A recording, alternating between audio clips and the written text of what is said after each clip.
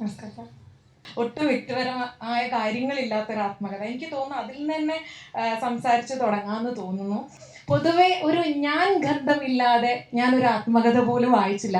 താങ്കളിത് ബോധപൂർവം കോൺഷ്യസ് ആയിട്ട് ഒഴിവാക്കിയതാണോ, അതോ സ്വാഭാവികമായിട്ട് ഞാനെന്ന അഹന്ത പൊതുവേ ഇല്ലാത്തൊരു വ്യക്തിയുടെ ഒരു സ്വാഭാവികതയായിട്ട് വന്നു ചേർന്നതാണോ?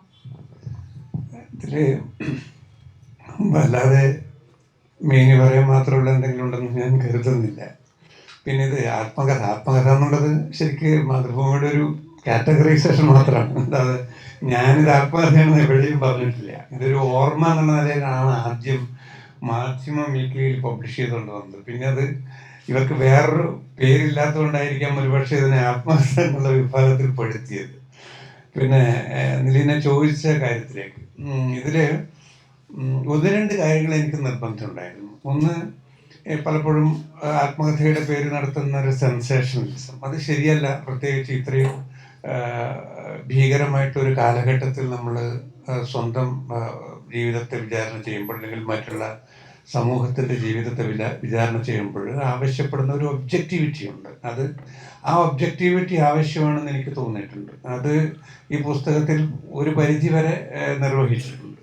പിന്നെ ഒരു ആത്മകഥയുടെ പറയുന്ന ഒരു ഓർമ്മക്കുറിപ്പിന്റെ കാര്യത്തിലുള്ള ഒരു പ്രത്യേകത, നിങ്ങൾക്ക് അതിലുള്ള ഒരു ഓർമ്മക്കുറിപ്പ് നിങ്ങൾക്ക് 10 തരത്തിൽ എഴുതാം. അതിനുള്ള സ്വാതന്ത്ര്യം എഴുതുന്നയാൾക്കുണ്ട്. അതെങ്ങനെ വേണമെന്ന് നിശ്ചയിക്കാനുള്ള ഒരു സ്വാതന്ത്ര്യം എഴുത്തുകാരുണ്ട്. അപ്പോൾ ഇതിനെ സംബന്ധിച്ചിടത്തോളം, ഈ പുസ്തകത്തെ സംബന്ധിച്ചിടത്തോളം, ഇത് എൻ്റെ ജീവിതത്തിലെ എല്ലാ കാര്യങ്ങളുടെയും വളരെ പച്ചയായിട്ടുള്ള, ഇപ്പോൾ അരുന്ധതി റോയുടെ പുസ്തകം പോലെയോ അല്ലെങ്കിൽ ആ രീതിയിലുള്ള ഒരു ആത്മകഥയെ അല്ല ദിസ് ഈസ് എൻ ഒബ്ജക്റ്റീവ്, വളരെ സോഫിസ്റ്റിക്കേറ്റഡ്, വളരെ ഹാംലെസ് ആയിട്ടുള്ള ഒരു ചരിത്രാഖ്യാനമാണ്. ആ രീതിയിലാണ് ഇത് ചെയ്തിരിക്കുന്നത്. ഇത് എൻ്റെ തൊഴിലുമായി ബന്ധപ്പെട്ട കാര്യങ്ങളുമായി, ആ തൊഴിൽ ഞാൻ ജീവിച്ച കാലഘട്ടത്തിൻ്റെ ചരിത്രം, സാമൂഹിക യാഥാർത്ഥ്യങ്ങൾ, അതിനെ കുറച്ചൊക്കെ വ്യക്തിപരമായിട്ടുള്ള ഒരു അംശം കൂടി അതിൽ കലർത്തി എഴുതുക എന്നുള്ളൊരു രീതിയാണ് അവലംബിച്ചിട്ടുള്ളത്. അതിൽ എൻ്റെ ഒരു ഇൻസിഗ്നിഫിക്കൻസ് മാത്രമേ എനിക്ക് അപ്പോഴും ഇപ്പോഴും തോന്നുന്നുള്ളൂ. അതൊരു വലിയൊരു, ഞാനൊരു ആത്മകഥ എഴുതാൻ മാത്രമുള്ളൊരു ഗാന്ധിജിയോ ചെഗുവേരയാണെന്നൊന്നും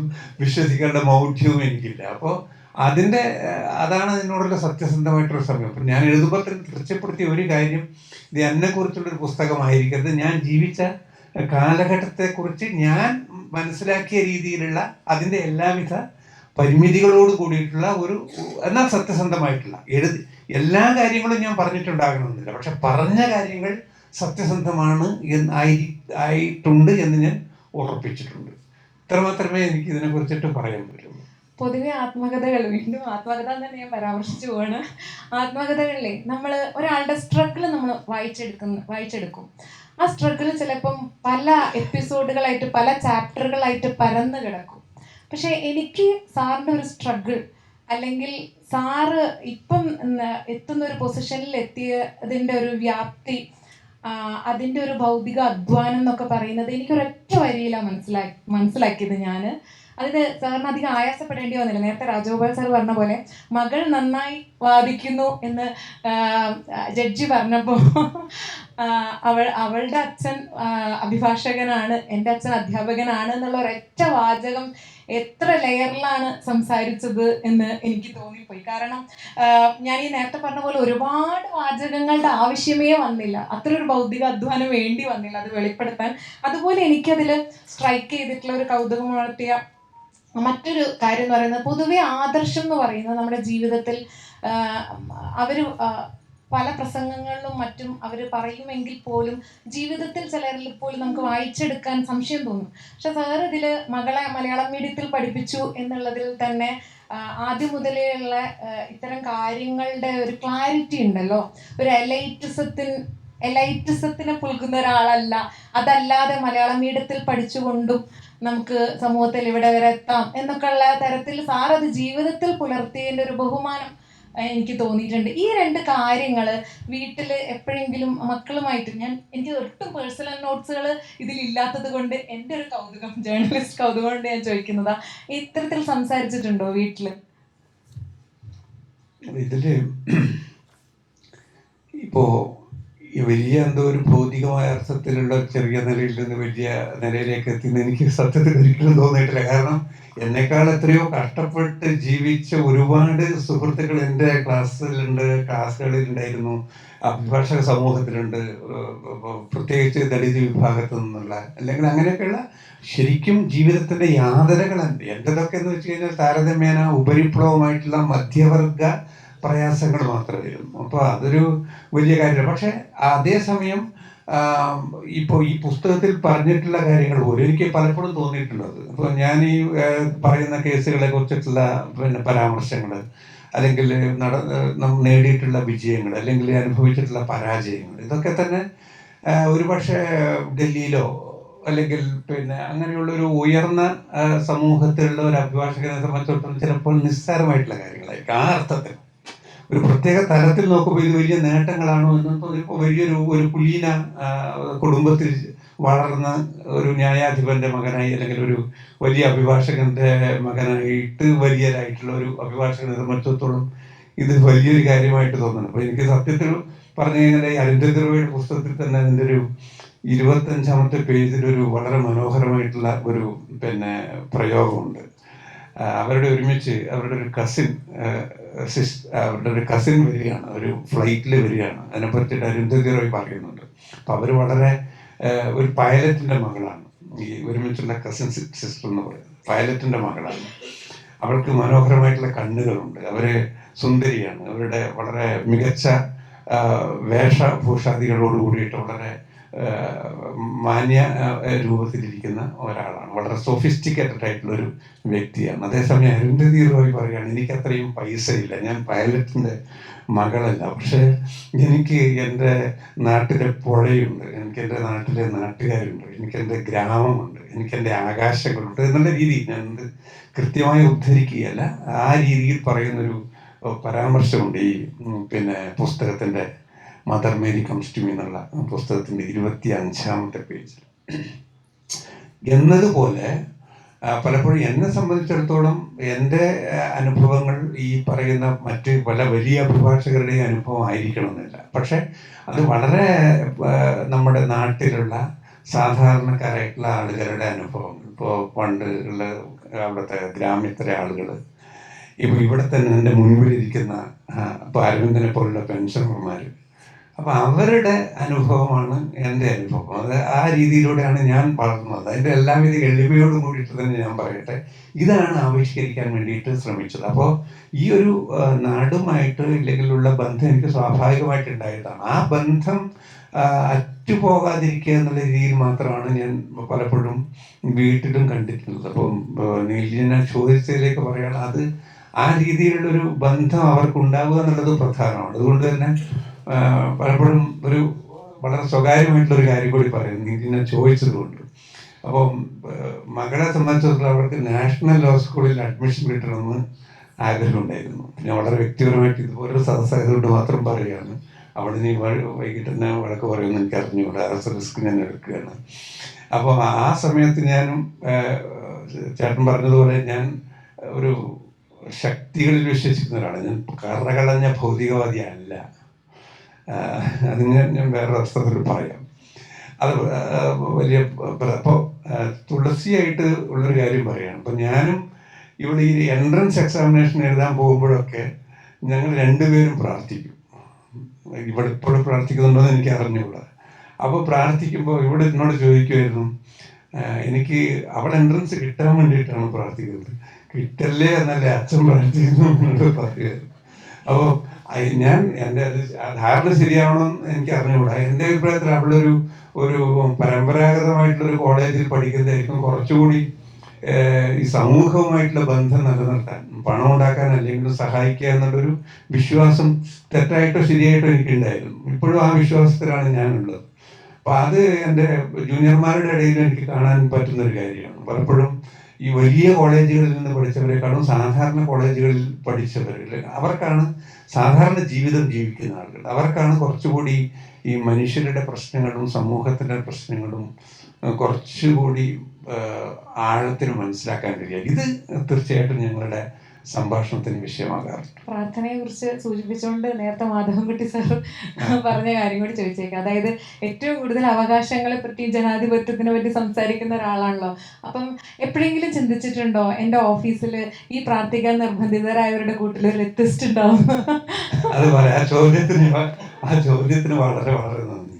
കാരണം ഇതിലൊന്ന്, ആ നിർബന്ധ പ്രാർത്ഥന എന്നുള്ളത് ഒരു മിസ്നോമർ. ഒരിക്കലും നിർബന്ധിച്ചിട്ട് ആരെയും ഞാൻ പ്രാർത്ഥിപ്പിച്ചിട്ടില്ല. അങ്ങനെ തോന്നിയിട്ട്, അതുപോലെ തന്നെ ഇപ്പോഴും ഇപ്പോൾ എൻ്റെ കോളേജിൽ ഓഫീസിൽ ധാരാളം കുട്ടികൾ ഇവിടെ വന്നിട്ടുമുണ്ട്. ഏതെങ്കിലും ഒരാൾക്ക് ഇങ്ങനെ പ്രാർത്ഥിക്കാൻ ഇഷ്ടമല്ല എന്ന് പറഞ്ഞിട്ടുണ്ടെങ്കിൽ അത് ആ നിമിഷം വകവെച്ച് കൊടുക്കാൻ എനിക്ക് മറ്റാരെക്കാളും സന്തോഷിക്കുമായിരുന്ന ഒരാൾ കൂടിയാണ് ഞാൻ. അങ്ങനെ കാരണം അതുകൊണ്ടാണ് ഇപ്പോൾ എനിക്കിപ്പോൾ വീട്ടിൽ തന്നെ ബാസ്റ്റി എത്തിസ്റ്റാണ്, തുളസി എത്തിസ്റ്റാണെന്ന് എനിക്ക് അറിഞ്ഞുകൂടാ. അപ്പൊ അത് അവരുടെ സ്വാതന്ത്ര്യമാണ്. ആ സ്വാതന്ത്ര്യം തീർച്ചയായിട്ടും ഓഫീസിലുണ്ട്. അപ്പൊ ആർക്കെങ്കിലും പ്രാർത്ഥിക്കാതിരിക്കാനുള്ള ഒരു അവകാശം ഉണ്ടെങ്കിൽ അത് ഞാൻ ഇവിടെ വെച്ചിട്ട് പറയാണ്. അതിൽ യാതൊരു നിങ്ങളുടെ ഓഫീസിലെ ജൂനിയറും നിങ്ങളും തമ്മിലുള്ള റിലേഷൻ ഒരു അധികാരത്തിന്റെ റിലേഷനാണ്. ഒരിക്കലും രാജീവനെ പോലെ ഒരു സീനിയറിന്റെ ഒരിക്കലും പറയാൻ പറ്റില്ല ഞാൻ പ്രാർത്ഥിക്കില്ല. ഞാൻ അതും കൂടി വളരെ വ്യക്തമാക്കി തരാം. ഈ അധികാരത്തിന്റെ ബന്ധം എന്ന് പറഞ്ഞാൽ ഞാൻ പ്രധാനമായിട്ട് കാണുന്നത് ഒരു ഓഫീസറെ. ഓഫ്കോഴ്സ് ഇപ്പോൾ സ്വാഭാവികമായിട്ടുള്ള ഒരു അധ്യാപക വിദ്യാർത്ഥി ബന്ധം അവിടെയുണ്ട്.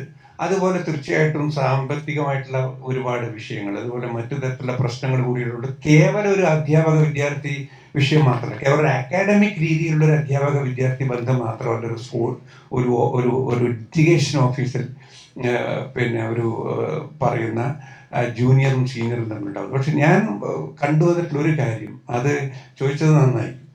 പലപ്പോഴും നമ്മുടെ ഞാൻ വളരെ കണിശക്കാരനാണ്, അത് സത്യമാണ്.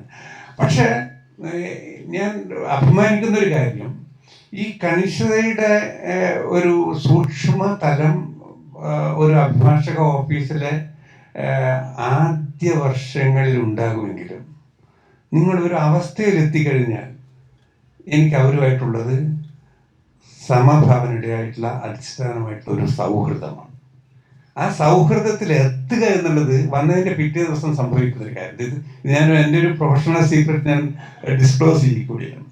എനിക്ക് എൻ്റെ ഒരു ജൂനിയറുമായിട്ട് ആ ജൂനിയർക്ക് ഞാൻ പ്രാർത്ഥിക്കാൻ ഇഷ്ടപ്പെടുന്നില്ല എന്ന് പറയാൻ മാത്രമുള്ള ഒരു സ്വാതന്ത്ര്യം ഞാൻ പതിയെങ്കിലും വകവെച്ച് കൊടുക്കുന്നയാളാണ്. വകവെച്ച് കൊടുക്കണമെന്ന് നിർബന്ധമുള്ള ആളാണ്.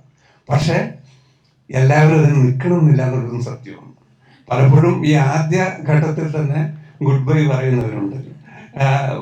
ക്ഷമിച്ച് നിന്ന് ഈ തലത്തിൽ എത്തുന്ന ആളുകളുണ്ട്. അത് അവരുടെ ഇഷ്ടമാണ്. തമാശക്ക് പറയാറുണ്ട്, ജൂനിയർമാരായിട്ടുള്ള ഓഫീസിൽ ഒന്നുകിൽ എൻ്റെ ഓഫീസിൽ നിന്ന് രക്ഷപ്പെടും, അതല്ലെങ്കിൽ എൻ്റെ ഓഫീസിൽ നിന്നും രക്ഷപ്പെടും. എന്തായാലും അവർ രക്ഷപ്പെടുന്നുണ്ട്. അപ്പോൾ ഇതാണ് ഇതുമായി ബന്ധപ്പെട്ടിട്ടുള്ള ഒരു തരത്തിലും ഇക്കാര്യത്തിൽ നിർബന്ധ ബുദ്ധിയില്ല. അതിനുള്ള സ്വാതന്ത്ര്യം അവരൊക്കെ ഇവിടെ ഇരിക്കുമ്പോൾ തന്നെയാണ് ഞാനിത് പറയുന്നത്. ഇത് അവർക്ക് നാളെ അവർക്ക് പോലും ഇങ്ങോട്ട് ചോദിക്കാവുന്നതാണ്. എനിക്കിതിൽ സംസാരിക്കണം തോന്നിയ ഒരു സബ്ജക്റ്റ്, ഈ അഡ്വക്കേറ്റുമാർ അഭിഭാഷകർ ഉണ്ടാക്കുന്ന സ്റ്റാർ പരിവേഷത്തിനെ കുറിച്ചും അവരുടെ ഒരു സെലിബ്രിറ്റി സ്റ്റാറ്റസിനെ കുറിച്ചും സാറിൽ സംസാരിക്കുന്നുണ്ട്. അത് അത്തരം ഒരു കാര്യത്തിന്റെ ആവശ്യകതയുണ്ടോ? ആ ഒരു സ്റ്റാർ പരിവേഷവും അനാവശ്യമായിട്ടുള്ള സെലിബ്രിറ്റി സ്റ്റാറ്റസും അവരുടെ മൂല്യം ഉയർത്തുന്നതും അത് മൊത്തത്തിലുള്ള ഇത് കക്ഷികളുടെ പല ഒരു നീതി നിഷേധം അതിൽ വരുമോ എന്നുള്ള ഒരു ആശങ്ക, ഒരു ക്രിട്ടിക്കലായിട്ട് സാറ് പങ്കുവെക്കുന്നത് എനിക്ക് തോന്നും പുതിയ കാലത്ത് ഒരു വളരെ സ്വാഭാവികമായിട്ടുള്ള ഒരു കാര്യമല്ലേ അത്? അങ്ങനെ ക്രിട്ടിക്കലായിട്ട് കാണേണ്ടതുണ്ടോ എന്നെനിക്കൊരു ചോദ്യം. മറ്റെല്ലാ ഫീൽഡിലുള്ളതുപോലെ, മറ്റേത് തൊഴിൽ മേഖലയിലും ഉള്ളതുപോലെ ഉള്ളൊരു സ്വാഭാവികതയായിട്ട് അതിനെ കാണണോ? അതിന് മറു ഉത്തരം സാറിന് എന്താണ്? അതില് എൻ്റെ അഭിപ്രായത്തിൽ ഞാൻ എഴുതിയതും പറഞ്ഞതും തന്നെയാണ് ശരിയെന്നുള്ളതാണ് എൻ്റെ ഒരു ബോധ്യം. കാരണം മറിച്ചുള്ളതാണ് ഇപ്പം നടക്കുന്ന കാര്യമാണ് ശരിക്കും അസ്വാഭാവികമായിട്ടുള്ള കാര്യം. സ്വാഭാവികമാണെങ്കിൽ സ്വാഭാവികമായിട്ട് ഇപ്പോൾ ഞാനുണ്ട്, നാസറുണ്ട്, അല്ലെങ്കിൽ ലിൻഡോൺസ് ഉണ്ട്. ലിൻഡോൺസ് എൻ്റെ പഴയ ജൂനിയറാണ്. ലിൻഡോൺസിന് ഞാൻ കുറേ വഴക്ക് പറഞ്ഞതാണ്, രക്ഷപ്പെട്ടു പോയൊരു ജൂനിയറാണ്. പക്ഷെ ഇപ്പോൾ ഇവിടെ വന്നിട്ടുണ്ട്.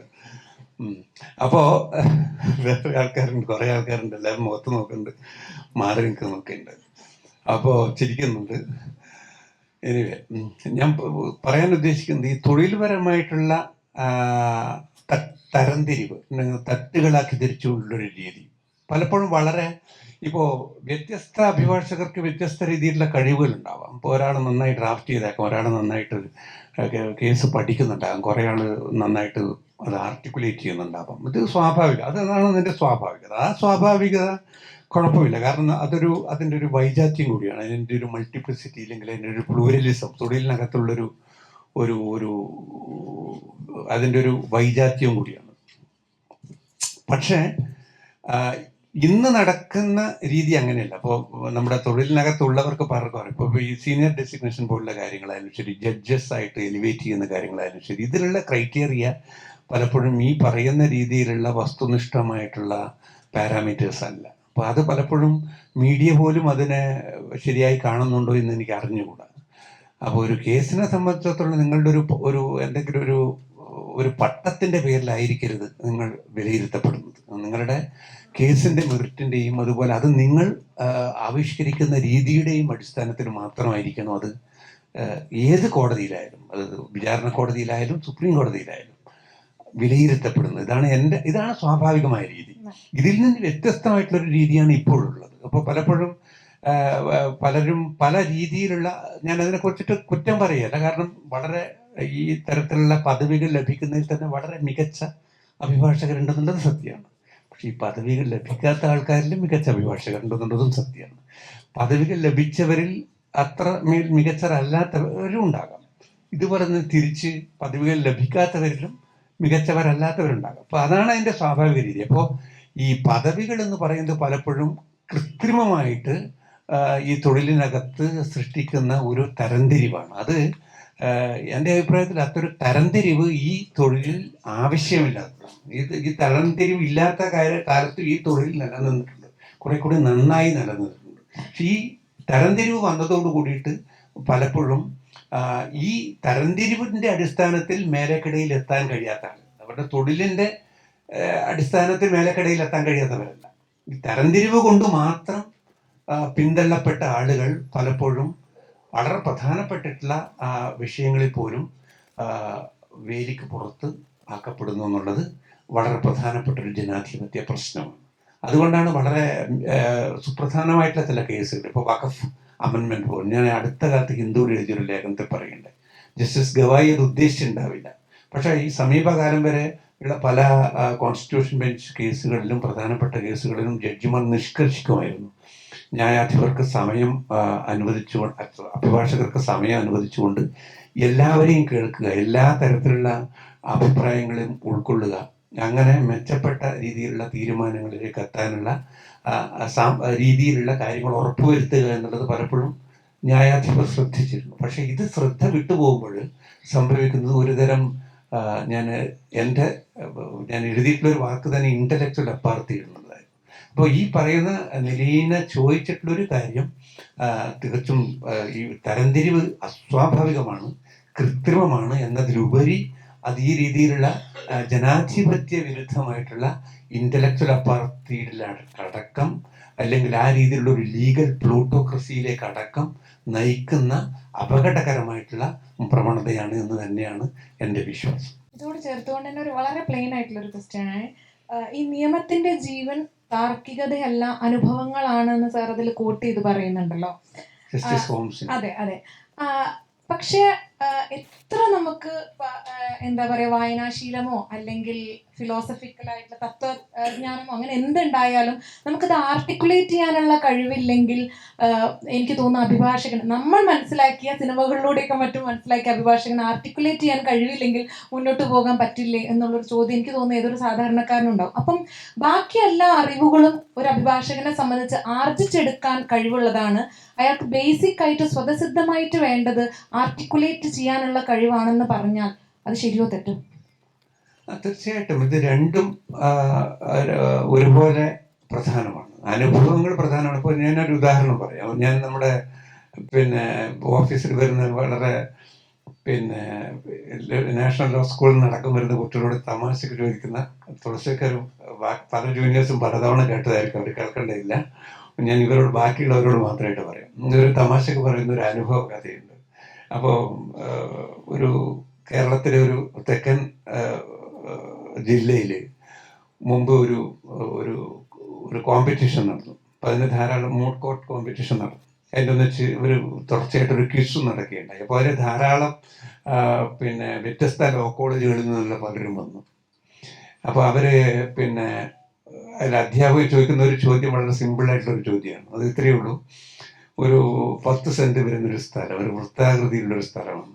അപ്പോൾ അതിൻ്റെ ഒരു പകുതി വളരെ പിന്നെ ഫലഭൂയിഷ്ടമായിട്ടുള്ള വളരെ ഫെർട്ടൈലായിട്ടുള്ള സ്ഥലമാണ് ഒരു പകുതി. അപ്പോൾ മറ്റേ പകുതി എന്ന് പറയുന്നത് ചതുപ്പ് ഭൂമിയാണ്, ഒന്നിനും കൊള്ളാത്ത ഉപയോഗശൂന്യമായിട്ടുള്ള ഭാഗമാണ് ഒരു പകുതി. അപ്പോൾ 2 സഹോദരന്മാർ തമ്മിലുള്ള തർക്കമാണ് ഈ 10 സെൻറ്റ് സ്ഥലം എങ്ങനെ, ഈ വൃത്താകൃതിയുള്ള സ്ഥലം എങ്ങനെ ഭാഗിക്കണം എന്നുള്ളത്. അപ്പോൾ എങ്ങനെ 2 പകുതിയാക്കുമ്പോഴും ഒരാൾ അത് സംതൃപ്തിപ്പെടുമ്പോൾ മറ്റേയാൾക്ക് അതിൽ തൃപ്തിയില്ല. അപ്പം ഇങ്ങനെ ആ തർക്കം നിങ്ങളുകയാണ്. അപ്പോൾ ഈ തർക്കത്തിന് ഉത്തരമായിട്ട് ഈ തർക്കം എങ്ങനെ പരിഹരിക്കാം എന്നുള്ളതാണ് ഈ ക്വിസിൽ ഉന്നയിക്കപ്പെട്ടിട്ടുള്ള ചോദ്യം. നിങ്ങളാണെങ്കിൽ ഈ സ്വത്ത് എങ്ങനെ ഭാഗിച്ചു കൊടുക്കും? അത് നിങ്ങളുടെ മുമ്പിലുള്ള വഴി എന്താണെന്നുള്ളതാണ് ചോദ്യം. അപ്പോൾ ഈ ചോദ്യത്തിന് ഉത്തരമായിട്ട് പറയാൻ വേണ്ടി ഈ നാഷണൽ ലോ സ്കൂളിൽ നിന്ന് വന്ന കുട്ടികൾ പാർട്ടീഷൻ ആക്ട് നോക്കുന്നു, അല്ലെങ്കിൽ സുപ്രീം കോടതി വിധികൾ നോക്കുന്നു, ഹൈക്കോടതി വിധികൾ നോക്കുന്നു, പാർട്ടീഷനുമായി ബന്ധപ്പെട്ടിട്ടുള്ള വ്യത്യസ്ത സംഭവങ്ങൾ പറയുന്നു. അപ്പോൾ ഇതൊന്നും വിഷയം പരിഹരിക്കുന്നില്ല.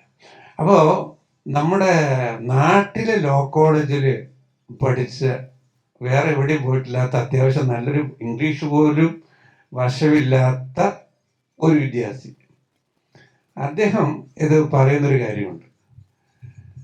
അദ്ദേഹം പറയുന്ന ഉത്തരം ഇതാണ്. അദ്ദേഹത്തിന് ഈ പറയുന്ന പാർട്ടീഷൻ ആക്ട് അദ്ദേഹം കണ്ടിട്ടേ ഇല്ല. ഒരു പാർട്ടീഷൻ സംബന്ധിക്കുന്ന ഒരു കോടതി വിധി അയാൾ വായിച്ചിട്ടുമില്ല. അദ്ദേഹത്തിൻ്റെ ഉത്തരം ഇത്ര മാത്രമേ ഉള്ളൂ. ഇത് വളരെ സിമ്പിളായിട്ടുള്ള കാര്യമാണ്. ഈ വൃത്താകൃതിയുടെ ഇടയിൽ നിങ്ങൾക്ക് ആർക്കെങ്കിലും അതിന് ഉത്തരം പറയാൻ പറ്റുമെന്ന് എനിക്ക് അറിഞ്ഞുകൂടാ. അദ്ദേഹം പറഞ്ഞ ഉത്തരം, ഈ വൃത്താകൃതിയുടെ മധ്യത്തിൽ ഒരു ബ്രദറിന് അതിൽ ഒരു വര വരയ്ക്കാനുള്ള അധികാരമുണ്ടാകും. പക്ഷെ ഏത് പകുതി തനിക്ക് എടുക്കണം എന്നുള്ളത് തീരുമാനിക്കാനുള്ള അധികാരം മറ്റേ ബ്രദറിനായിരിക്കും, മറ്റേ സഹോദരനായിരിക്കും. ആ നിമിഷം ആ പ്രശ്നം തീരും. ഇതാണ് പറയുന്നത്. അപ്പം അദ്ദേഹം ആ വര വരയ്ക്കുമ്പോൾ അത് 2 പേർക്കും തൃപ്തിയുള്ള വിധത്തിൽ മാത്രമേ വരക്കുള്ളൂ. കാരണം അയാൾക്കത് എടുക്കാനുള്ള അധികാരമില്ല. ഇപ്പോൾ അയാൾ ആ വര വരക്കുമ്പോൾ മറ്റയാൾ ഏതെടുത്താലും അയാൾക്ക് നീതിപൂർവം ഒരു പകുതി കിട്ടുമെന്ന് ഉറപ്പിച്ചുകൊണ്ട് മാത്രമേ അയാൾ ആ വര വരക്കുകയുള്ളൂ. അങ്ങനെ വരച്ചു കഴിഞ്ഞാൽ ആ പ്രശ്നം തീരും. അതിന് പാർട്ടീഷൻ ആക്ട് കൊണ്ടോ അല്ലെങ്കിൽ പിന്നെ ഭാഗം സംബന്ധിച്ച കോടതി വിധികളുണ്ടോ ഉത്തരം കാണാൻ കഴിയില്ല. അതുകൊണ്ടാണ് ജസ്റ്റിസ് ഹോംസ് പറഞ്ഞത്, life of the law is not logic, it is experience എന്നുള്ളത്. പക്ഷെ കോടതിയിൽ പറയുമ്പോൾ നിലീന പറഞ്ഞതുപോലെ ഈ കാര്യങ്ങൾ കുറച്ചുകൂടി ഭംഗിയായി അവതരിപ്പിക്കേണ്ടി വരും, ഭാഷ വേണ്ടി വരും, അറിവ് വേണ്ടി വരും, കോമൺ സെൻസ് വേണ്ടി വരും, അതിൻ്റെ സ്പോണ്ടേനിയസ് ആയിട്ട് കാര്യങ്ങളോട് പ്രതികരിക്കാനുള്ള കഴിവ് വേണ്ടി വരും, ഇതൊക്കെ വേണ്ടി വരും. ഇത് രണ്ടും കൂടുമ്പോഴാണ് ഒരു നല്ല അഭിഭാഷകൻ സൃഷ്ടിക്കപ്പെടുന്നതെന്നാണ് എൻ്റെ എളിയ വിശ്വാസം. ഇപ്പൊ നമ്മുടെ ഈ ഓൺലൈൻ ഇത് വന്നു കഴിയുമ്പോൾ ഈ ഭാഷയുടെ ആർട്ടിക്കുലേഷൻ്റെ, ഓറൽ ആർട്ടിക്കുലേഷൻ്റെ പ്രശ്നം കുറയുന്നില്ല. അങ്ങനെ എനിക്ക് തോന്നിയിട്ടില്ല. കാരണം ഒരു നല്ല ഒരു ഐഡിയൽ ആയിട്ടുള്ളൊരു കോടതിയാണെങ്കിൽ നമുക്ക് ഓൺലൈൻ കോടതിയിലായാലും നമുക്ക് ഒരു പക്ഷേ ധാരാളം മുമ്പ് ടെലിവിഷനിൽ പോയതുകൊണ്ടാണോ എന്ന് അറിഞ്ഞുകൂടാ, ഇതിനെ സംബന്ധിച്ചിടത്തോളം ഒരു പ്രയാസം തോന്നിയിട്ടില്ല. പക്ഷേ കോടതി എങ്ങനെ നിങ്ങളെ റിസീവ് ചെയ്യുന്നു എന്നുള്ളതിനെ ആശ്രയിച്ചിരിക്കും. ചില കോടതികളിലെ ന്യായാധിപർക്ക് തന്നെ കോടതി ഇഷ്ടമല്ലാത്ത കാര്യങ്ങളാകാം. പക്ഷെ അവിടെ അത്തരത്തിലുള്ള സന്ദർഭങ്ങളിൽ വളരെ ഗൗരവപ്പെട്ടിട്ടുള്ള വിഷയങ്ങൾ ഓൺലൈനായിട്ട് പറയുമ്പോൾ പ്രയാസം ഉണ്ടാകാൻ സാങ്കേതികമായിട്ട് ഇൻഹറൻ്റ്ലി അതിലെന്തെങ്കിലും ഒരു പ്രശ്നമുണ്ട് എനിക്ക് തോന്നിയിട്ടില്ല. നമ്മുടെ ടെക്നോളജി, അത് ജസ്റ്റിസ് ചന്ദ്രചൂഡ് ചെയ്തിട്ടുള്ള വലിയൊരു വിപ്ലവം തന്നെയാണ്. നമ്മൾ അത് പറയാതിരുന്നിട്ട് കാര്യമില്ല. കാരണം ഇത് നാളിതുവരെ ഡൽഹി, പലരും അതിനെപ്പറ്റി പറഞ്ഞത് തന്നെ എങ്ങനെയാണ്, സുപ്രീം കോർട്ട് ഓഫ് ഡൽഹി ആയിരുന്നു മുമ്പ്. ഫ്രണ്ട് ലൈനിൽ ഒരു 2 പതിറ്റാണ്ടുകൾക്ക് മുമ്പ് വായിച്ചിട്ടുണ്ട് ഞാൻ. കേരളത്തിലെ കേസുകളുടെ വിഹിതം, സുപ്രീം കോടതിയിലുള്ള കേരളത്തിൻ്റെ കേസുകളുടെ വിഹിതം തന്നെ 2%-നും 3%-നും ഇടയിലായിരുന്നു. മഹാഭൂരിപക്ഷം കേസുകളും ഡൽഹി, ഉത്തർപ്രദേശ്, മധ്യപ്രദേശ്, അവിടെ പഞ്ചാബ് ആൻഡ് ഹരിയാന ഇങ്ങനെയുള്ള കുറച്ച് നോർത്ത് ഇന്ത്യൻ സംസ്ഥാനങ്ങൾക്ക് മാത്രമായിട്ടുള്ള സുപ്രീം കോടതി പോലെയാണ് ഫലത്തിൽ വലിയൊരു കാലഘട്ടത്തിലോളം സുപ്രീം കോടതി തന്നെ പ്രവർത്തിച്ചത്. അത് സുപ്രീം കോർട്ട് ഓഫ് ഡൽഹി എന്നുള്ളതിൽ നിന്ന് അതിനെ മാറ്റി സുപ്രീം കോർട്ട് ഓഫ് ഇന്ത്യ ആയത് തന്നെ ഈ പറയുന്ന ഓൺലൈൻ കോടതികളിലൂടെയാണെന്നുള്ള ഒരു അല്പം അതിശയോക്തി ഉണ്ടാകാം, പക്ഷെ അതിൽ കാര്യമുണ്ട്. അതൊരു വലിയ മാറ്റം തന്നെയായിരുന്നു. മറ്റ് പല കാര്യങ്ങളിലും ഈ പറഞ്ഞ പോലെ വിയോജിപ്പുകൾ ഉണ്ടാവാം. രാജീവ്, ഞാൻ ഇപ്പൊ ഒരു ആദ്യമായിട്ട് വിദ്യാഭ്യാസം ചെയ്യുന്ന ഒരു കുടുംബത്തിൽ ഒരു കുട്ടിക്ക് താങ്കൾ എത്തിയ പദവിയിലേക്ക് എത്താൻ പറ്റും. ആദ്യമായിട്ട് ഞാൻ പറയുന്നത് ആദ്യമായിട്ട് ആ കുട്ടിയാണ് ആദ്യമായിട്ട് ഔപചാരികമായിട്ട് 10ാം ക്ലാസ് പ്രീ ഡിഗ്രി പാസ്സായി ഈ ലോ കോളേജിൽ പോയി. അതിന് മുമ്പ് അച്ഛനോ അമ്മയോ ഇല്ല. അങ്ങനത്തെ ഒരു കുട്ടി വന്നു കഴിഞ്ഞാൽ താങ്കളെ കാണുന്ന പോലെയുള്ള ഒരു വിജയകഥയ്ക്ക് സാധ്യത എത്രത്തോളം ഉണ്ട്? വിജയം പരാജയം, അതെ നമ്മുടെ ആ അർത്ഥത്തിലുള്ള വിജയമാണെങ്കിൽ പോലും എനിക്ക് അറിഞ്ഞുകൂടെ ഒരു പല സാഹചര്യങ്ങളും പല ഘടകങ്ങളും ഉണ്ടാകാം. നമുക്കതിനൊരു പക്ഷെ ഒരു കാര്യം ഇന്നും ഭാഗ്യവശാലുള്ളത്, പല പടിഞ്ഞാറൻ രാജ്യങ്ങളിലുള്ളതുപോലെ അത്രമേൽ ഇന്ത്യയിൽ ഇന്നും ഇപ്പോഴും വല്ലാതെ ഈ തൊഴിൽ മേഖല അങ്ങനെ കുലീനവൽക്കരിക്കപ്പെട്ടിട്ടില്ല. ഒരു സാധ്യത എപ്പോഴും നിലനിർത്തുന്നുണ്ടെന്ന്. ഒരുപാട് പ്രതിസന്ധികളുണ്ട്, ഇല്ല എന്നുള്ളതല്ല. ഞാൻ നേരത്തെ നിന്നെ ചോദിച്ചതുപോലുള്ള ഈ തരംതിരിക്കലുമായിട്ട് ബന്ധപ്പെട്ടിട്ടുള്ള, ഡെസിഗ്നേഷനുമായി ബന്ധപ്പെട്ടിട്ടുള്ള, എലൈറ്റിസവുമായി ബന്ധപ്പെട്ടിട്ടുള്ള കാര്യങ്ങളൊക്കെ ഉണ്ടെങ്കിലും ഇന്നും ഒരു താഴെത്തട്ടിലുള്ള ഒരു വ്യക്തിക്ക് ഇച്ഛാശക്തി കൊണ്ട് അല്ലെങ്കിൽ സാഹചര്യങ്ങളുടെ ആനുകൂല്യങ്ങൾ കൊണ്ടും ഒക്കെ തന്നെ ഉയർന്നു വരാനുള്ള സാഹചര്യം ഉണ്ടോ എന്ന് ചോദിച്ചു കഴിഞ്ഞാൽ ഇന്നും അത് നിലനിൽക്കുന്നുണ്ട്. അത് ഇല്ല എന്ന് പറയുന്നത് ശരിയല്ല, പക്ഷെ അത് വല്ലാതെ വളരെ സാർവത്രികമാണ് എന്ന് പറയുന്നത് മൗഢ്യമായിരിക്കും. ഒരുപാട് പ്രതിസന്ധികളുണ്ട്, തടസ്സങ്ങളുണ്ട്, വെല്ലുവിളികളുണ്ട്. പക്ഷെ അതുകൊണ്ട് തന്നെ വിഷമകരമാണ്, എന്നാൽ അസാധ്യമല്ല. Difficult but not impossible. അതെ, അതാണ് അതിനോടുള്ള എന്റെ ഇതുമായി ചേർത്ത് നിർത്തി പറയാം. അതായത് ഇപ്പം നമ്മള് നിയമനിർമ്മാണങ്ങളിലൂടെയും വളരെ സ്വാഭാവികമായ ഉത്തരവുകളിലൂടെയൊക്കെ നമ്മൾ വിധികളിലൂടെയൊക്കെ ഓരോ ദിവസവും നമ്മൾ ആർജിച്ചെടുക്കുന്ന ഒരു ജനാധിപത്യ ബോധം അല്ലെങ്കിൽ ജനാധിപത്യ ശേഷിയുണ്ട്. നമ്മൾ വീണ്ടും വീണ്ടും മെച്ചപ്പെട്ടുകൊണ്ടിരിക്കുകയാണല്ലോ. പക്ഷെ അതിനെ പറ്റിയൊക്കെ എപ്പോഴും ആലോചിക്കുമ്പോൾ, വായിക്കുമ്പോൾ, എൻ്റെ പേഴ്സണലി ആലോചിക്കുമ്പോൾ മനസ്സിലേക്ക് വരുന്നത് എപ്പോഴും ജഡ്ജിമാരുടെ അവരുടെ ഒരു പദവിയും അതല്ലെങ്കിൽ നിയമനിർമ്മാതാക്കളെ കുറിച്ചൊക്കെയാണ് നമ്മുടെ തലയിലേക്ക് ആദ്യം വരുന്നത്, നമ്മുടെ ഓർമ്മയിലേക്ക്. പക്ഷെ സാറിൻ്റെ ഈ പുസ്തകം വായിച്ചപ്പോൾ എൻ്റെ ആദ്യത്തെ ഏറ്റവും ബെസ്റ്റ് ടേക്ക് അവേ എന്താന്ന് ചോദിച്ചാൽ, ഇതിൽ പ്രത്യേകമായിട്ട് സാറ് പറയുന്നുണ്ട്, ഇത്തരം നിയമനിർമ്മാണങ്ങളിലും നമ്മൾ ആർജിച്ചെടുത്ത ജനാധിപത്യ ബോധത്തിലും ജനാധിപത്യ ശേഷിയിലും ഓരോ സാധാരണക്കാരനും ഫയൽ ചെയ്ത അന്യായങ്ങളുടെ പ്രാധാന്യത്തിനെ കുറിച്ച്, ഹർജികളെ കുറിച്ച് സാറ് പറയുന്നുണ്ട്. ശരിക്കും പറഞ്ഞാൽ നമ്മൾ ആ ഒരു സാധാരണക്കാരന്റെ ഇതിലൊരു പങ്കിനെ കുറിച്ച് അധികം ആലോചിച്ചിട്ടില്ല. ഇത്തരത്തിലുള്ള പവർ പൊസിഷനിലുള്ള ആളുകളുടെ പങ്കിനെ കുറിച്ച് എപ്പോഴും ചിന്തിക്കാറുള്ളൂ. ആ തരത്തിലൊരു വലിയൊരു തോട്ട് പ്രോസസ്സ് സാർ അതിലേക്ക് ഇട്ടിട്ടുണ്ട്. എനിക്ക് തോന്നുന്നു സാറിന് പേഴ്സണലി നോക്കുവാണെങ്കിൽ, അല്ലെങ്കിൽ ഈ മൊത്തത്തിലുള്ള ഈ തൊഴിൽ ജീവിതത്തിൽ ഏറ്റവും നമ്മളെ മാറ്റിമറിച്ച ഒരു സാധാരണക്കാരൻ്റെ ഒരു അന്യായം എന്ന് പറയാൻ അതെന്തായിരിക്കും? ഈ പറഞ്ഞ ഞാൻ പ്രധാനമായിട്ട് പെട്ടെന്ന് പറയാനുള്ളത് കേസ് ഒരുപക്ഷെ ജോസഫ് ഷൈൻ കേസ് തന്നെയായിരിക്കും. കാരണം ജോസഫ് ഷൈൻ്റെ കേസിൽ പിന്നെ ഈ പറഞ്ഞ പോലെ അദ്ദേഹത്തിന് വ്യക്തിപരമായിട്ടൊരു താല്പര്യമുള്ള വിഷയമേ അല്ല, പക്ഷെ അദ്ദേഹം ഉന്നയിച്ചൊരു കാര്യം വളരെ പ്രധാനമായിരുന്നു. അതുകൊണ്ട് തന്നെ അതിന്റെ പ്രധാന പ്രശ്നം തന്നെ അത് വിവാഹേതര ബന്ധങ്ങളെ ക്രിമിനൽ കുറ്റമായി കാണരുത്. ഇതാണ് പിന്നെ ജോസഫ് ഷൈൻ കേസിന്റെ ഒറ്റ വാചകത്തിൽ പറഞ്ഞാലുള്ള വിഷയം. അതിൽ കോടതി ഒന്ന്, അത് വളരെ ഇതിനെ ചോദിച്ചതുപോലെ വളരെ സാധാരണക്കാരനായിട്ടുള്ള ഒരു മനുഷ്യനാണ് വിധി ഉണ്ടാക്കുന്നത്. അങ്ങനെ ഇന്ത്യയിലെ പ്രധാനപ്പെട്ട വിധികൾ പലതും സാധാരണ മനുഷ്യരുണ്ടാക്കിയിട്ടുള്ളതാണ്. കേശവാനന്ദ ഭാരതിയെ പോലുള്ളവർ വളരെ പിന്നെ വലിയ ജന്മിമാരും ഒക്കെ ആയിരുന്നെങ്കിലും പിൽക്കാലത്തുള്ള ഒരു നീതിന്യായ ചരിത്രം കാണിക്കുന്ന ആവേശകരമായിട്ടൊരു ചിത്രം അതാണ്. വളരെ സാധാരണക്കാരായിട്ടുള്ള ആളുകൾ, പാവപ്പെട്ട ആളുകൾ തന്നെയാണ് വലിയ നിയമതത്വങ്ങൾ വിധികളിലൂടെ ഉണ്ടാക്കിയിട്ടുള്ളത്. അതിലൊരു കേസാണ് ജോസഫ് ഷൈൻ. ജോസഫ് ഷൈൻ യഥാർത്ഥത്തിൽ ഒരു രാഷ്ട്രീയ വിധിയാണ്. അതൊരു കുടുംബപരമായിട്ടുള്ള അതിൽ പറയുന്നുണ്ട്. ഒരു പ്രധാനപ്പെട്ട ഒരു കാര്യം തന്നെ, നമ്മുടെ ഒരു വീട്ടിലെ ബെഡ്റൂമിനുള്ളിലേക്ക് സ്റ്റേറ്റ് കടന്നു വരുന്നത്. അതാണ് അതിൻ്റെ ഒറ്റ വാചകത്തിലുള്ള താല്പര്യം. ജോസഫ് ഷൈൻ കേസിൽ സ്റ്റേറ്റിന് ഒരു പരിധി നിശ്ചയിക്കുകയാണ്. നിങ്ങളുടെ രണ്ട് വ്യക്തികൾ തമ്മിലുള്ള ഇൻറ്റിമസിയുടെ കാര്യത്തിൽ, ധാർമ്മികതയുടെ കാര്യത്തിൽ, സ്നേഹബന്ധത്തിൻ്റെ കാര്യത്തിൽ അത് സ്റ്റേറ്റ് അതിൻ്റെ പോലീസ് ഫോഴ്സിനെ ഉപയോഗിച്ച് നിശ്ചയിക്കേണ്ട, നിർവചിക്കേണ്ട അല്ലെങ്കിൽ നിയന്ത്രിക്കേണ്ട ഒരു കാര്യമല്ല എന്നുള്ളതാണ് ജോസഫ് ഷൈൻ കേസിൻ്റെ താല്പര്യം. ആ വിധി വരുന്നത് 2018 സെപ്റ്റംബർ 27-ന്. ആ വിധി വരുന്നത് വളരെ സാധാരണക്കാരനായിട്ടുള്ള ഒരു പ്രവാസി മലയാളിയുടെ കേസിലാണ്. അദ്ദേഹത്തെ നേരിട്ട് ബാധിക്കുന്ന ഒരു വിഷയമേ അല്ല. പക്ഷെ അദ്ദേഹം ഉന്നയിച്ചൊരു ചോദ്യം സുപ്രീം കോടതിയുടെ ഭരണഘടനാ ബെഞ്ച് അംഗീകരിക്കുകയാണ്. പക്ഷേ എനിക്ക് പലപ്പോഴും തോന്നിയിട്ടുള്ള ഒരു കാര്യം, അത്തരത്തിലുള്ളൊരു വിധി പോലും അത് നേരിട്ട് സ്റ്റേറ്റിനെ ബാധിക്കുന്ന അല്ലെങ്കിൽ സ്റ്റേറ്റിനെ ചോദ്യം ചെയ്യുന്ന ഒരു വിഷയമല്ല. അത് പരോക്ഷമായിട്ടാണ് അതിൻ്റെ രാഷ്ട്രീയം സംസാരിക്കുന്നത്. ജോസഫ് ഷൈൻ കേസ് അതുപോലും ഇന്നത്തെ കാലഘട്ടത്തിൽ ഉണ്ടാകുമോ എന്ന് ചോദിച്ചാൽ അതിലെനിക്ക് സംശയമുണ്ട്. ഒരു ദോഷക ദൃഷ്ടി യഥാർത്ഥത്തിൽ വളരെ ഭയപ്പെടുത്തുന്നത്. അതിലേക്ക് ആഡ് ചെയ്യേണ്ട ഒരു പോയിന്റ് ഉണ്ട്. അതായത് എല്ലാ അധാർമിക പ്രവർത്തനങ്ങളും ശിക്ഷിക്കപ്പെടേണ്ടതല്ല എന്നുള്ളൊരു അല്ല, പോയിന്റ്. അതാണ് ഇപ്പോൾ അതിൻ്റെ ഒരു ഉദാഹരണമായിട്ട് പറഞ്ഞിട്ട്. അപ്പോൾ അത് പലപ്പോഴും ഇതിനെ ഉപരിപ്ലവമായിട്ടുള്ള കാണുന്നവർ എന്നോട് ചോദിക്കാറുണ്ട്. നിങ്ങൾ ഇപ്പോൾ എന്നോടൊരു ഡൽഹിയിൽ നിന്ന് പിന്നെ കോടതിയിലേക്ക് പോകുമ്പോൾ ഒരു ദിവസം കാറ് കിട്ടാതെ ഞാൻ വേറൊരാളുടെ വാഹനത്തിൽ പോകുമായിരുന്നു. അപ്പോൾ അവിടെ ഒരു കോളേജ് പ്രൊഫസറാണ്, ഒരു സ്ത്രീയാണ്. അപ്പോൾ അവരെന്നോട് ചോദിച്ചത്, നിങ്ങൾ വിവാഹേതര ബന്ധത്തെ ഡീക്രിമിനലൈസ് ചെയ്ത കേസ് അത് ധാർമ്മികമായിട്ട് പ്രശ്നങ്ങൾ ഉണ്ടാക്കിയിട്ട്.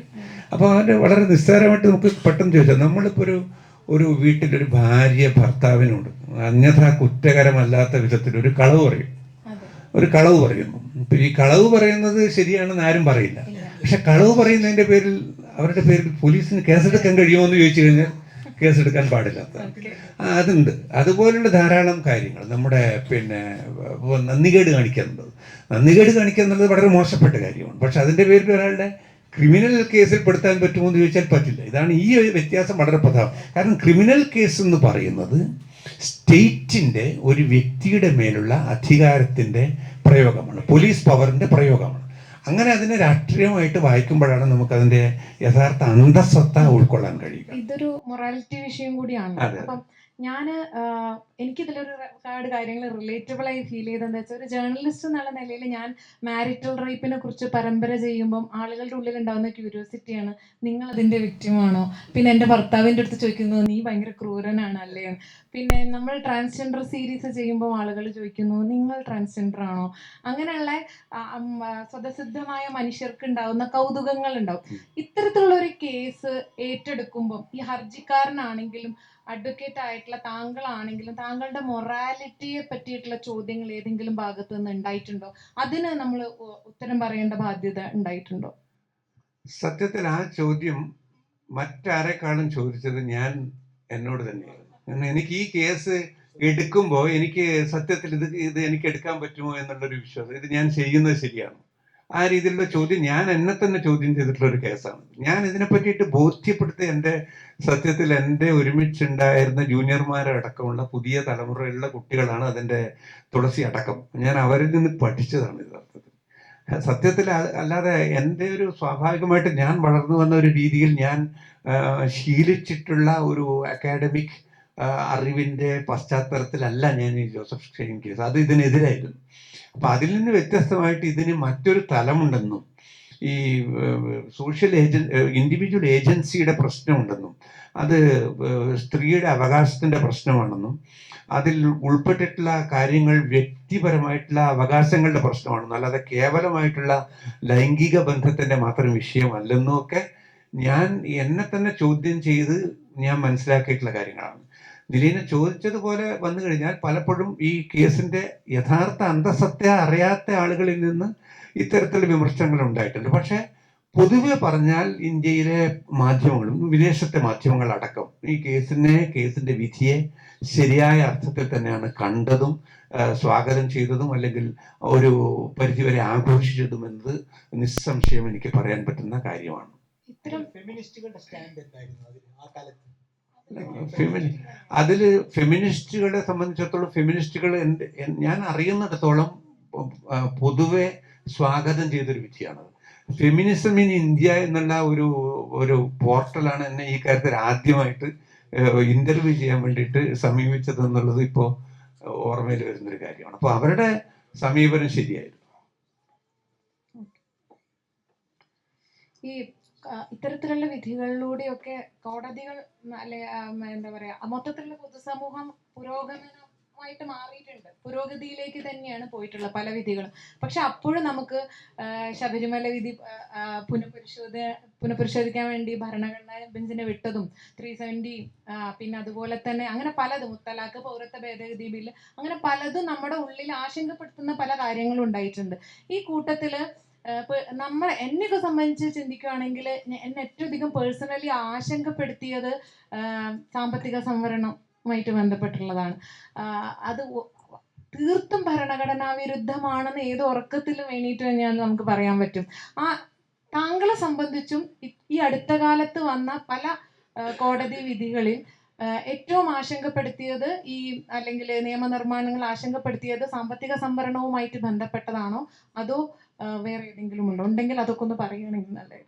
എന്നെ ആശങ്കപ്പെടുത്തിയ വിധികളിൽ ഒന്ന് മാത്രമാണ് ഇത്. തീർച്ചയായിട്ടും ഒന്ന് അത് തന്നെയാണ്. മിക്ക വിധികളും ആശങ്കപ്പെടുത്തുന്നത് തന്നെയാണ്, അല്ലാതെ നമ്മളെ ആശ്വാസപ്പെടുത്തുന്ന വിധികൾ വളരെ കുറവാണെന്നുള്ളതാണ് നമ്മളെല്ലാവരും പങ്കിടുന്ന ഒരു യാഥാർത്ഥ്യമാണത്. പല കോടതി വിധികളും പ്രത്യേകിച്ച് സ്വാതന്ത്ര്യവുമായി ബന്ധപ്പെട്ടിട്ടുള്ള കേസുകളിലുള്ള ഉത്തരവുകൾ ഏറ്റവും അധികം ഇപ്പോൾ ഒരു ശനിയാഴ്ച ബോംബെ ഹൈക്കോടതി ഭീമ കൊർഗോവൻ കേസിലെ ഒരു പ്രതിയെ വിട്ടപ്പോൾ ആ വിധി സ്റ്റേ ചെയ്യാൻ വേണ്ടിയിട്ട് ഒരു ശനിയാഴ്ച സുപ്രീം കോടതി കൂടുകയാണ്. അപ്പോൾ ഒരുപാട് കേസുകൾ അങ്ങനെ സംഭവിച്ചിട്ടുണ്ട്. എന്നിട്ട് ആ വിധി സ്റ്റേ ചെയ്യുകയാണ്. എന്നിട്ട് ഏറ്റവും ഭീകരമായിട്ടൊരു അവസ്ഥ, ഞാൻ മുമ്പ് ഈ പറയുന്ന അഫ്സൽ ഗുരുവിൻ്റെ വധശിക്ഷ, അതുപോലെ ആ തരത്തിലുള്ള ആ സമയത്ത് ഞാൻ കോടതിയിലുണ്ട്. അപ്പോൾ അന്നൊക്കെ തന്നെ അർദ്ധരാത്രി പിന്നെ കോടതി കൂടുന്നത് പിറ്റത്തെ ദിവസം ഒരാളുടെ വധശിക്ഷ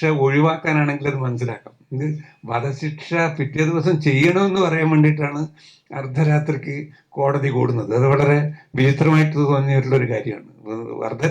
ഇന്ന് അർദ്ധരാത്രി സുപ്രീം കോടതിയിലെ ജഡ്ജിമാർ സമ്മേളിച്ചിട്ട് വാദം കേട്ടിട്ട് നാളെ നടക്കുന്ന വധശിക്ഷ ഒഴിവാക്കാൻ വേണ്ടിയിട്ടല്ല, നാളെ തന്നെ അത് നടത്തുമെന്ന് ഉറപ്പിക്കാൻ വേണ്ടിയിട്ട് ഉള്ളൊരു വിധിയാണ് വരുന്നത്. അപ്പോൾ ഇങ്ങനെയുള്ള വളരെ നടുക്കുന്ന സംഭവങ്ങൾ ഉണ്ടായിട്ടുണ്ട്. അതുപോലെ തന്നെയാണ് ഈ പറയുന്ന സായിബാബയുടെ കാര്യത്തിൽ അന്ന് ഒരു ജഡ്ജി ചോദിച്ചിട്ടുണ്ട്, ഈ അദ്ദേഹം ശാരീരികമായിട്ടുള്ള അവശതകൾ നേരിടുന്ന ആളാണ്, ഫിസിക്കലി ഡിസേബിൾഡ് ആയിട്ടുള്ള ആളാണെന്ന് പറയുമ്പോൾ അങ്ങനെയുള്ളവരെയാണ് കൂടുതൽ ഭയക്കേണ്ടതെന്ന് സുപ്രീം കോടതിയിൽ ഒരു ജഡ്ജി പറയുകയാണ്. അങ്ങനെ ആ സായിബാബയാണ് പിന്നീട് ജയിലിൽ തുടരുന്നതും ജയിലിൽ നിന്ന് വിട്ടതിന് ശേഷം കുറച്ച് മാസങ്ങൾക്കുള്ളിൽ തന്നെ മരിച്ചു പോകുന്നത്. അപ്പോൾ അതിനെ പറ്റിയിട്ട് സായിബാബ ഇത് ഈ പറയുന്നതിനെ പറ്റിയിട്ട് പറഞ്ഞിട്ടില്ല. അതിലെ ഒരു ആ സമയത്ത് റിപ്പോർട്ട് ചെയ്യപ്പെട്ടതാണ്. അപ്പോൾ അങ്ങനെയുള്ള ധാരാളം നടുക്കുന്ന വിധികൾ കൂടുതലും ഉണ്ടായിട്ടുള്ളത് നിലീന ചോദിച്ചതിൻ്റെ ഉത്തരമായിട്ട് പറയാണ്, അത് സ്വാതന്ത്ര്യ നിഷേധവുമായി ബന്ധപ്പെട്ടിട്ട് സുപ്രീം കോടതി സ്വീകരിച്ചത്. അതുകൊണ്ടാണ് ഇപ്പോൾ ഉമർ ഖാലിദിൻ്റെ കേസിലായാലും അതുപോലെയുള്ള നമുക്ക് അവിശ്വസനീയമായ വിധത്തിൽ കോടതികൾ പെരുമാറുന്നു എന്നുള്ളത്. UAPA ഒരു പലപ്പോഴും നിയമങ്ങളും തത്വങ്ങളും പറയുന്നുണ്ടെങ്കിലും അത് വളരെ വലിയ കാലയളവിന് ശേഷമാണ്. അപ്പോൾ ഇപ്പോൾ 4-5 കൊല്ലം ഒരാളെ തടവിലിട്ടതിന് ശേഷം പറയുന്ന മനുഷ്യാവകാശ വാഗ്ധോരണികൾക്ക് എന്തായാലും ഒരു ധാർമ്മികമായിട്ടുള്ള ഉൾക്കരുത്ത് കുറയും. അത് സംഭവിച്ചിട്ടുണ്ട്. ആ വിധികളൊക്കെ തന്നെ ഈ മുത്തലാഖ് ഉൾപ്പെടെ പൗരത്വ ഭേദഗതി ബിൽ ഉൾപ്പെടെ നമ്മളൊരു ഹിന്ദുത്വ സർക്കാരിൽ നിന്ന് ഭയപ്പെട്ട പലതും സംഭവിച്ചു കഴിഞ്ഞു. ഇനി നമ്മളെല്ലാവരും പേടിച്ചുകൊണ്ടിരിക്കുന്ന ഒരു കാര്യം ഭരണഘടന മാറ്റുക എന്നുള്ളത്. അത് എത്രത്തോളം അവരെ സംബന്ധിച്ച് സങ്കീർണമായിരിക്കും, അത് എളുപ്പം നടക്കൂല എന്നുള്ള എന്തെങ്കിലും ആശ്വാസകരമായ കാര്യങ്ങൾ പറയാനുണ്ടോ താങ്കൾക്ക്? ഈ ഭരണഘടന 2 തരത്തിൽ മാറ്റാം. ഭരണഘടനയെ അതുപോലെ നിലനിർത്തിക്കൊണ്ട് തന്നെയും മാറ്റാം. ഭരണഘടനയെ നേരിട്ട് അതിൽ കയറി കളിച്ച് മാറ്റി എഴുതാനും പറ്റും. 2 തരത്തിലും പറ്റും. സംഗതി പ്രധാനപ്പെട്ട ഒരു കാര്യം, നമ്മുടെ ഇപ്പോഴത്തെ കാലത്ത് പലപ്പോഴും ഭരണഘടനാ ജനാധിപത്യങ്ങൾ അട്ടിമറിക്കപ്പെടുന്നത് പണ്ട് നടന്നതുപോലെ ഒരു പട്ടാള വിപ്ലവത്തിലൂടെയോ അല്ലെങ്കിൽ മറ്റൊരു തരത്തിലുള്ളൊരു അധികാരം പിടിച്ചെടുക്കലിലൂടെയോ അല്ല. ഭരണഘടനയെ കൈകാര്യം ചെയ്തുകൊണ്ട് തന്നെയാണ് പലപ്പോഴും ഈ ജനവിരുദ്ധ ഭരണകൂടങ്ങൾ നിലവിൽ വരുന്നത്. അപ്പോൾ അത് ഇന്ന് തന്നെ പല ലോകത്തിൻ്റെ പല രാജ്യങ്ങളിൽ നിന്ന് നോക്കിയാൽ മനസ്സിലാകും. അവിടെയൊക്കെ ഭരണഘടനകൾ നിലവിലുണ്ട്. ചിലയിടത്തൊക്കെ അത് മാറ്റുന്നുണ്ട്. സോവിയറ്റ് റഷ്യയിൽ പുടിൻ ഭരണഘടന മാറ്റിയിട്ട് ആജീവനാന്ത പ്രസിഡന്റ് ആവുകയാണ്. മറ്റ് പല രാജ്യങ്ങളിലും ഈ പ്രസിഡൻഷ്യൽ ടെന്യൂർ അവർ മാറ്റി എഴുതുകയാണ്. ഇവിടെ തൽക്കാലം മാറ്റി എഴുതിയില്ലെങ്കിലും BJP ഭരണഘടനയിൽ ഫലത്തിൽ ഇളവുകൾ നൽകിക്കൊണ്ടാണ് 75 വയസ്സിന് ശേഷം എന്നുള്ള തരത്തിൽ വരുന്നത്. ഇത് മാറി നേരിട്ട് ഭരണഘടനയിൽ തന്നെ ഇന്നയാള് ഇന്ത്യയുടെ ആജീവനാന്ത പ്രധാനമന്ത്രി ആയിരിക്കും എന്നുള്ളത് തരത്തിൽ എഴുതുമോ എന്നുള്ളത് നമുക്കിപ്പോൾ പറയാൻ പറ്റില്ല.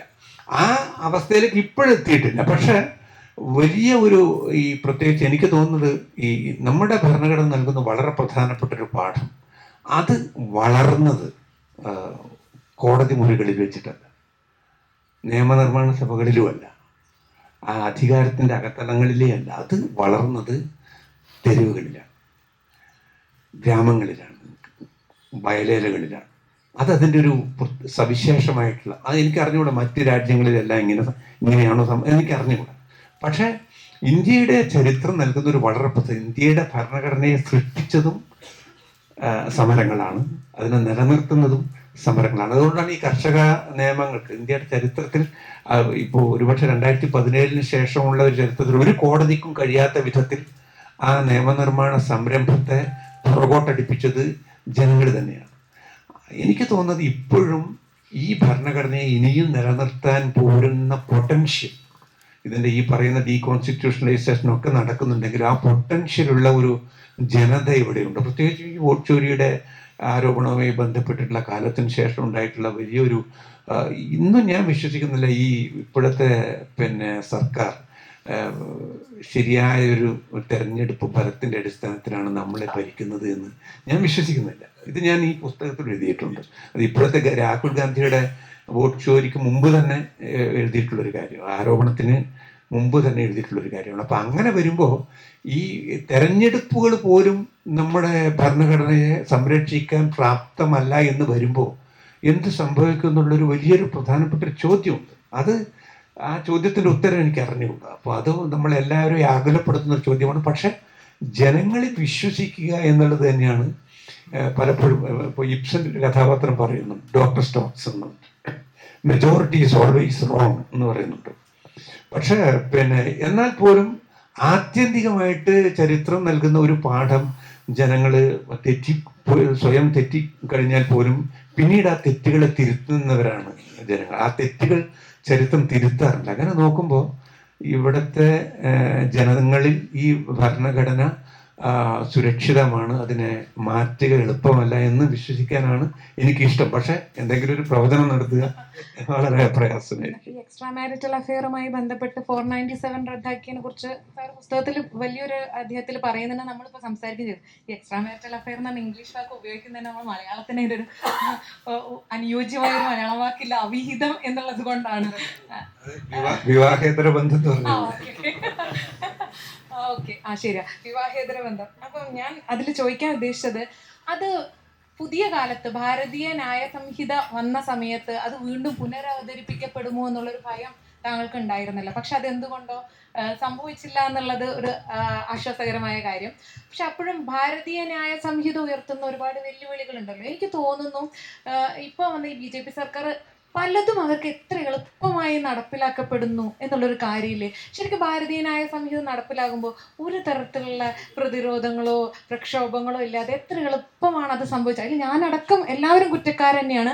പക്ഷെ അത് ശരിക്കും അതല്ലേ നമ്മൾ ഏറ്റവും കൂടുതൽ ആശങ്കപ്പെടേണ്ടത്. ഒരു കാര്യം നടപ്പിലാകുന്നു എന്നുള്ളത് ഒരു പക്ഷെ സംഭവിച്ചേക്കാം ഒരു സ്വേച്ഛാധിപത്യ ഭരണത്തിലൊക്കെ, പക്ഷെ അത് ഇത്രത്തോളം എളുപ്പമായി നടപ്പിലാകുന്നു എന്നുള്ളത് നമ്മൾ ആശങ്കപ്പെടേണ്ടതല്ലേ. അതിലൊരു ടേക്ക് പറയും, ഭാരതീയ ന്യായ സംഹിത ഉയർത്തുന്ന വെല്ലുവിളികളും കൂടി അവിടെ പരാമർശിക്കേണ്ടതുണ്ട്. അത് വളരെ പ്രധാനപ്പെട്ട ചോദ്യമാണ് നിലവിനെ ചോദിച്ചത്. പലപ്പോഴും ഭരണകൂടത്തിൻ്റെ തീരുമാനങ്ങൾ ഏകപക്ഷീയമായി തന്നെയാണ് പലതും നടപ്പാക്കപ്പെടുന്നതും ഒരു പക്ഷേ സ്വീകരിക്കപ്പെടുന്നതും. അപ്പോൾ ഈ പറയുന്ന 497 കാര്യത്തിൽ ഇപ്പോൾ വിവാഹേതര ബന്ധം എന്ന് പറയുന്നത് ഭരണകൂടത്തെ നേരിട്ട് ബാധിക്കുന്നൊരു വിഷയമല്ല. അതിൻ്റെ രാഷ്ട്രീയം ഞാൻ ഈ പറഞ്ഞ പോലെ വളരെ പരോക്ഷമാണ്. പക്ഷെ സെഡിഷൻ ഉദാഹരണത്തിന് പറഞ്ഞാൽ ഇപ്പോൾ രാജ്യദ്രോഹ കുറ്റം, പഴയ 124A ക്യാപിറ്റല്, ഇത് പിന്നെ സുപ്രീം കോടതി സ്റ്റേ ചെയ്തു. അപ്പോൾ അതൊരു വളരെ പ്രധാനപ്പെട്ട ഒരു ചോദ്യമായിരുന്നു. അതിന് സുപ്രീം കോടതി സ്റ്റേ ചെയ്ത ശേഷം എങ്ങനെ പുതിയ പാർലമെൻറ്റ് അതിനെ കൈകാര്യം ചെയ്യാൻ പോകുന്നു എന്നുള്ളത്. അവിടെ ഈ വിവാഹേതര ബന്ധത്തിൽ നിന്ന് വ്യത്യസ്തമായിട്ട് ഒരു പുതിയ വകുപ്പ് കൊണ്ട്, വിവാഹേതര ബന്ധം തീർച്ചയായിട്ടും നിയമത്തിൽ നിന്ന് പോയി. അത് ഗവൺമെന്റിനെ സംബന്ധിച്ചിടത്തോളം വലിയൊരു പ്രശ്നമല്ല, ഉള്ള കാര്യമല്ല.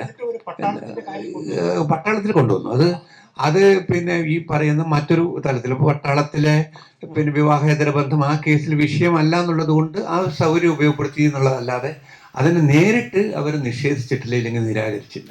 പക്ഷേ സെഡിഷന്റെ കാര്യത്തിൽ ഈ പറഞ്ഞ പോലെ രാജ്യദ്രോഹ കുറ്റം സുപ്രീം കോടതി സ്റ്റേ ചെയ്തു. ആ സ്റ്റേ ചെയ്തതിൻ്റെ പ്രശ്നങ്ങളുടെ സ്റ്റേ ചെയ്തുകൊണ്ട് കേസുകൾ ഇല്ലാതാവുന്നില്ല.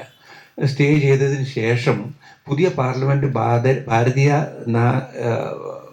ന്യായ സംഹിത കൊണ്ടുവന്നപ്പോൾ, BNS കൊണ്ടുവന്നപ്പോൾ സെഡിഷൻ ആ വാക്ക് മാറ്റിയെങ്കിലും അതിനേക്കാൾ ഭീകരമായ രീതിയിൽ ഇപ്പോഴത്തെ BNSലെ 152 കൊണ്ടുവന്നു. അത്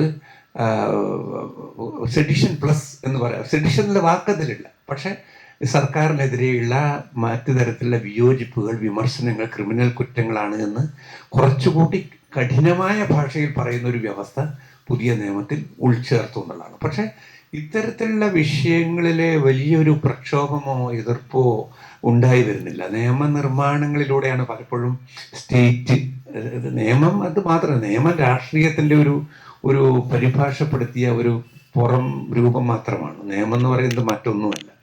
അപ്പോൾ ആ നിയമങ്ങൾ വരുമ്പോൾ അതിന് പിന്നിലെ രാഷ്ട്രീയത്തെ മനസ്സിലാക്കി തിരിച്ചറിയുന്ന ഒരു ഒരു ഒരു ഒരു പൊതു സമൂഹം, അതിൽ സിവിൽ സമൂഹവും രാഷ്ട്രീയ സമൂഹവും ഉൾപ്പെട്ട ഒരു പൊതു സമൂഹത്തെ വളർത്തിയെടുക്കുക എന്നുള്ളത് മാത്രമാണ് അതിന് ചെയ്യാൻ പറ്റുന്ന കാര്യം. ഈ കോൺസ്റ്റിറ്റ്യൂഷൻ എന്ന് പറയുന്നത് ഒരു പരിധിവരെ മാർക്സിസം പോലെയാണ്. അത് തുടർച്ചയായിട്ടുള്ളൊരു വിദ്യാഭ്യാസം ആവശ്യപ്പെടുന്നൊരു കാര്യമാണ്. ജനങ്ങളെ നിങ്ങൾ നിരന്തരമായി രാഷ്ട്രീയ വിദ്യാഭ്യാസം ചെയ്യുന്നത് പോലെ ഭരണഘടന ആ രീതിയിലൊരു പെഡഗോജിക്കൽ അപ്രോച്ച് ആവശ്യപ്പെടുന്ന സമൂഹം. അങ്ങനെ വന്നാൽ മാത്രമേ ഈ പറയുന്ന ഭരണകൂടത്തിൻ്റെ തീരുമാനങ്ങൾ ഏകപക്ഷീയമായിട്ട് നടപ്പിലാക്കുന്ന അവസ്ഥയ്ക്ക് വിരാമം കുറിക്കാൻ വേണ്ടി കഴിയുന്നു. ഞാനിപ്പോൾ ചോദിച്ചത് വളരെ അതാണ് എന്നെ ഹൃദയത്തിൽ ഇപ്പോൾ അലട്ടിക്കൊണ്ടിരിക്കുന്ന പ്രശ്നം അതാണ്. ഇതെല്ലാം ഏകപക്ഷീയമായി നടപ്പാക്കിക്കൊണ്ടിരിക്കുന്നു. 10 കൊല്ലമായി കാണുന്നു. ഞാൻ ഒന്നാമത്തെ അടിയന്തരാവസ്ഥയിൽ പത്രപ്രവർത്തനം ചെയ്ത ഒരു വ്യക്തിയാണ്. പക്ഷെ എന്നെ ഭയപ്പെടുത്തുന്ന, എൻ്റെ ഭയം മോഡിയല്ല, എൻ്റെ ഭയം മോഡിക്കെതിരായിട്ടുള്ള ശക്തികളുടെ നിഷ്ക്രിയതയും നിശബ്ദതയും. ഞാനൊരു മാധ്യമപ്രവർത്തന സ്വാതന്ത്ര്യം വെച്ച് അസംഘടിത സ്വഭാവം. ഞാനിപ്പോൾ എല്ലാവരും നമ്മൾ ഒരു തരത്തിൽ ഇപ്പോൾ RSS അനുഭാവി ആളുണ്ടെങ്കിൽ ഇരിക്കട്ടെ, അതും കുഴപ്പമില്ല. ഞാൻ എൻ്റെ പ്രിയപ്പെട്ട കോൺഗ്രസ് സുഹൃത്തുക്കളോടും പ്രത്യേകം ചോദിക്കുന്നൊരു ചോദ്യമാണ് നേതൃത്വത്തിൽ. രാഹുൽ ഗാന്ധിയെയും പ്രിയങ്ക ഗാന്ധിയെയും ഒരു കള്ളക്കേസിൽ കുടുക്കി അവരെ തടവിലിട്ടാൽ ഇന്ത്യയിൽ ഒരു ദിവസമെങ്കിലും ചലിക്കാതിരിക്കുമോ? പക്ഷേ അതാ ഞാൻ പറയുന്നത്, ഇപ്പം എൻ്റെ പത്രപ്രവർത്തന ചരിത്രത്തിൽ അതിന് അങ്ങനെയുള്ള ഒരു അയോധ്യയിൽ പോലും നമ്മളന്നൊരു ഒരു ബന്ദ് നടത്തിയത് എനിക്ക് ഓർമ്മയുണ്ട്, ഇല്ലേ? അങ്ങനെ ആ മരവിപ്പിനെ നമ്മൾ എങ്ങനെയാണ് ഈ ജനകീയമായിട്ടുള്ള ഈ അടിയന്തരാവസ്ഥയിൽ ഞാൻ ജീവിച്ചിരുന്നപ്പോൾ എനിക്കതിൻ്റെ ഉള്ള പ്രതികൂല സാഹചര്യങ്ങളുടെ ഒരു അനുരണനം കേൾക്കാമായിരുന്നു. കോഫി ഷോപ്പിൽ പോയാലും കോഫി ഹൗസിലിരുന്നാലും ചെറിയ ചെറിയ അടക്കം പറച്ചിലുകളിലും അല്ലെങ്കിൽ എവിടെയെങ്കിലും ഒരു ലഘുലേഖ പ്രത്യക്ഷപ്പെട്ടു RSSൻ്റെ എന്ന് പറയും. അപ്പം അതിനൊരു ഉത്തരം പറയാനായിട്ട് അപ്പം ആ വ്യത്യാസം ഭയപ്പെടുത്തുന്നതാണ്. ആ വ്യത്യാസത്തെ നമ്മൾ എങ്ങനെ മറികടക്കണം? എനിക്കിപ്പോൾ ഉത്തരം പറയാനില്ല, ഇതൊരു സംവാദം മാത്രമാണ്. ഇപ്പോൾ ഈ ഇതുമായിട്ടുള്ള കാര്യങ്ങളിൽ ജനങ്ങൾക്കുള്ളൊരു പങ്കിനെ പറ്റി എനിക്കൊന്ന് രാജഗോപാൽ വളരെ പലപ്പോഴും എഴുതിയിട്ടുള്ളൊരു വിഷയം കൂടിയാണ്. ഈ ജനങ്ങൾ കുറ്റങ്ങൾക്ക് അതീതരല്ല എന്ന് പറയുന്ന തരത്തിലുള്ള രാജഗോപാൽ എഴുതിയിട്ട് ഞാൻ വായിച്ചിട്ടുണ്ട്. അത് ഒരു പരിധിവരെ ശരിയാണ്. അതേസമയം നമുക്ക് ജനങ്ങളിൽ മാത്രമേ വിശ്വസിക്കാൻ പറ്റുള്ളൂ. അതാണ് അതിൻ്റെ ഒരു വൈരുദ്ധ്യം എന്ന് പറയുന്നത്. ജനങ്ങൾക്കല്ലാതെ ഇത് മാറ്റാൻ, വേറൊരു ശക്തിക്ക് ഇത് മാറ്റാൻ കഴിയണമെന്നില്ല. അത് പലപ്പോഴും ആ തരത്തിലുള്ള അന്ധവിശ്വാസം കൊണ്ട് നമുക്ക് രാഷ്ട്രീയമായിട്ടുള്ള ശരികളിൽ എത്താൻ പറ്റില്ല. ജനങ്ങൾ ആ ഒരു വൈരുദ്ധ്യം നിലനിൽക്കുന്നുണ്ട്. ജനങ്ങളുടെ ചോയ്സ് പലപ്പോഴും തെറ്റിപ്പോകുന്നു എന്നുള്ളത്. അപ്പം ഈ പറഞ്ഞതുപോലെ ജനങ്ങളുടെ ഭാഗത്തു നിന്ന് ഇതിനോടുള്ള സമീപനം എങ്ങനെ വരുന്നു എന്നുള്ളത്. അതിന് പല ഘടകങ്ങളുണ്ടാകാം. മുൻപുള്ളതുപോലുള്ള മാസ് മൊബിലൈസേഷൻസ് നടക്കുന്നില്ല. ഇപ്പോൾ പിന്നെ പലപ്പോഴും സാങ്കേതിക വിദ്യ എങ്ങനെയാണ് നമ്മുടെ രാഷ്ട്രീയ തീരുമാനങ്ങളെ നിശ്ചയിക്കുകയും തീരുമാനിക്കുകയും ചെയ്യുന്നു എന്നുള്ളത് എനിക്ക് അറിഞ്ഞുകൂടാ. അതൊക്കെ ആഴത്തിൽ ആലോചിക്കേണ്ടുന്ന ഒപ്പീനിയൻ കാര്യമാണ്. മേക്കിങ്ങില് മാധ്യമങ്ങൾ ധീരതയോടെ ഇടപെടാത്തത് അതിനൊരു കാരണമാണോ? അത് തീർച്ചയായിട്ടും മാധ്യമങ്ങളുടെ പ്രശ്നമുണ്ട്. കാരണം ഇന്നിപ്പോൾ ദേശീയ മാധ്യമങ്ങളെ സംബന്ധിച്ചിടത്തോളം നമുക്ക് ഇപ്പോൾ ടെലിവിഷൻ തുറക്കാൻ പറ്റാത്ത അവസ്ഥയാണ്. ഞാനിപ്പോൾ അത് പരിപൂർണമായിട്ടും പിന്നെ നമ്മുടെ അത് നിരാകരിക്കുക എന്നുള്ളത് മാത്രമാണ് ഒരാൾക്ക് ചെയ്യാവുന്ന ഏക കാര്യം. ടെലിവിഷൻ തുറക്കാൻ പറ്റില്ല. അപ്പം അങ്ങനെ ആ പ്രശ്നമുണ്ട്. അത് മാധ്യമത്തിൻ്റെ പ്രശ്നമുണ്ട്. പക്ഷേ ഈ ഇതേ സമയത്ത് തന്നെ അതിൻ്റെ ഒരു വ്യത്യാസം എന്ന് പറയുന്നത് ലോകമെമ്പാടും തന്നെ ശരികൾക്ക് വേണ്ടിയിട്ടുള്ള സമരങ്ങളും നടക്കുന്നുണ്ട്. ഇപ്പോൾ പലസ്തീൻ്റെ കാര്യത്തിൽ കേരളത്തിൻ്റെ ഇപ്പോൾ കൊച്ചിയിൽ ഇവിടെ ഇന്നലെ മിനിയാന്ന് നമ്മൾ ഒത്തുചേരുകയുണ്ടായി. മിക്കവാറും ലോകത്തെ എല്ലാ നഗരങ്ങളിലും അത്തരത്തിലുള്ള മുന്നേറ്റങ്ങൾ കാണാം. ഇതും ഈ ലോകക്രമത്തിൽ തന്നെയാണ് നടക്കുന്നത്. അപ്പോൾ ഇതിൽ ഈ രണ്ട് തരത്തിലുള്ള ശക്തികളിൽ ഒന്ന് മാത്രമായിട്ടല്ല നിൽക്കുന്നത്. ലോകം മാറിക്കൊണ്ടിരിക്കുകയാണ്. തീർച്ചയായിട്ടും ഈ കാലവും മാറും. ഇതിനെതിരെയുള്ളൊരു ജനങ്ങളുടെ വിശ്വാസം വളരെ ശക്തമായിട്ട് വരുന്നുണ്ട്. പോസിറ്റീവായിട്ടുള്ള ഒരുപാട് കാര്യങ്ങൾ ലോകത്ത് നടക്കുന്നുണ്ട്. പ്രതിരോധം നടക്കുന്നുണ്ട്. നടക്കില്ല എന്ന് വിശ്വസിക്കുന്നത് ശരിയല്ല. കാരണം ചരിത്രം അങ്ങനെയായിരുന്നു. അപ്പോൾ എല്ലാ സമയത്തും ദുരന്ത സമയത്ത് നമ്മളതാണ് ലോകത്തിൻ്റെ അവസാനം അല്ലെങ്കിൽ ചരിത്രത്തിൻ്റെ അവസാനം എന്ന് തോന്നിയിട്ടുണ്ടാവും. ബ്രിട്ടീഷുകാർ ഇന്ത്യ ഭരിക്കുമ്പോൾ ബ്രിട്ടീഷുകാർ ഇന്ത്യ വിട്ടു പോകുമെന്ന് എല്ലാവരും വിശ്വസിച്ചിട്ടുണ്ടാവണമെന്നില്ല. അവർ വിട്ടുപോയിട്ടുണ്ട്. അപ്പോൾ ആ രീതിയിലുള്ളൊരു ഒപ്റ്റിമിസത്തിനാണ്. ഇപ്പം ഗ്രാംചിയുടെ വളരെ പ്രസിദ്ധമായിട്ടുള്ള പ്രയോഗം ഞാൻ ഉദ്ധരിക്കുന്നതിൽ, കാരണം ഉദ്ധരണം ചിലപ്പോൾ സ്വാഭാവികമായിട്ട് വന്നു പോകുന്നതാണ്. ഇപ്പം ഗ്രാംചിയുടെ പ്രസന്റ് നോട്ട്സിൽ പറഞ്ഞ മറ്റേ pessimism of the intellect and optimism of the will. ബൗദ്ധികതയുടെ ദോഷൈക ദൃഷ്ടി, ഇച്ഛാശക്തിയുടെ ശുഭാപ്തി വിശ്വാസം. അതാണ് ഒരു പക്ഷേ ഇത്തരത്തിലുള്ള ആശങ്കകളും സംഘർഷം ഒക്കെ സംസാരിച്ച് ആകെ സംഘർഷഭരിതമായുള്ള നമ്മൾ പലപ്പോഴും വീട്ടിൽ പോകുമ്പോൾ ഇപ്പം വാർത്തകൾ കാണാതെ ഇരിക്കുക ചെയ്യുന്നത്. കാരണം സ്വസ്ഥതയോടൊന്ന് ഉറങ്ങണം എന്ന് ആഗ്രഹിച്ചു പോകുന്ന നിമിഷങ്ങളുണ്ട്. അപ്പം എനിക്ക് തോന്നുന്നു കുറച്ച് പോസിറ്റീവ് ലൈറ്റ് നോട്ട്സിലുള്ള കാര്യങ്ങളും കൂടി ചർച്ച ചെയ്ത് നമുക്ക് അത് ഉപസംഹരിക്കാം.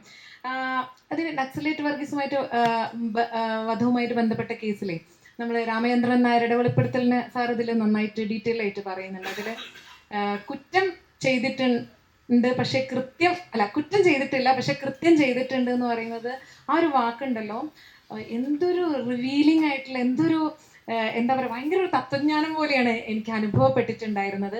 ആ തരത്തിൽ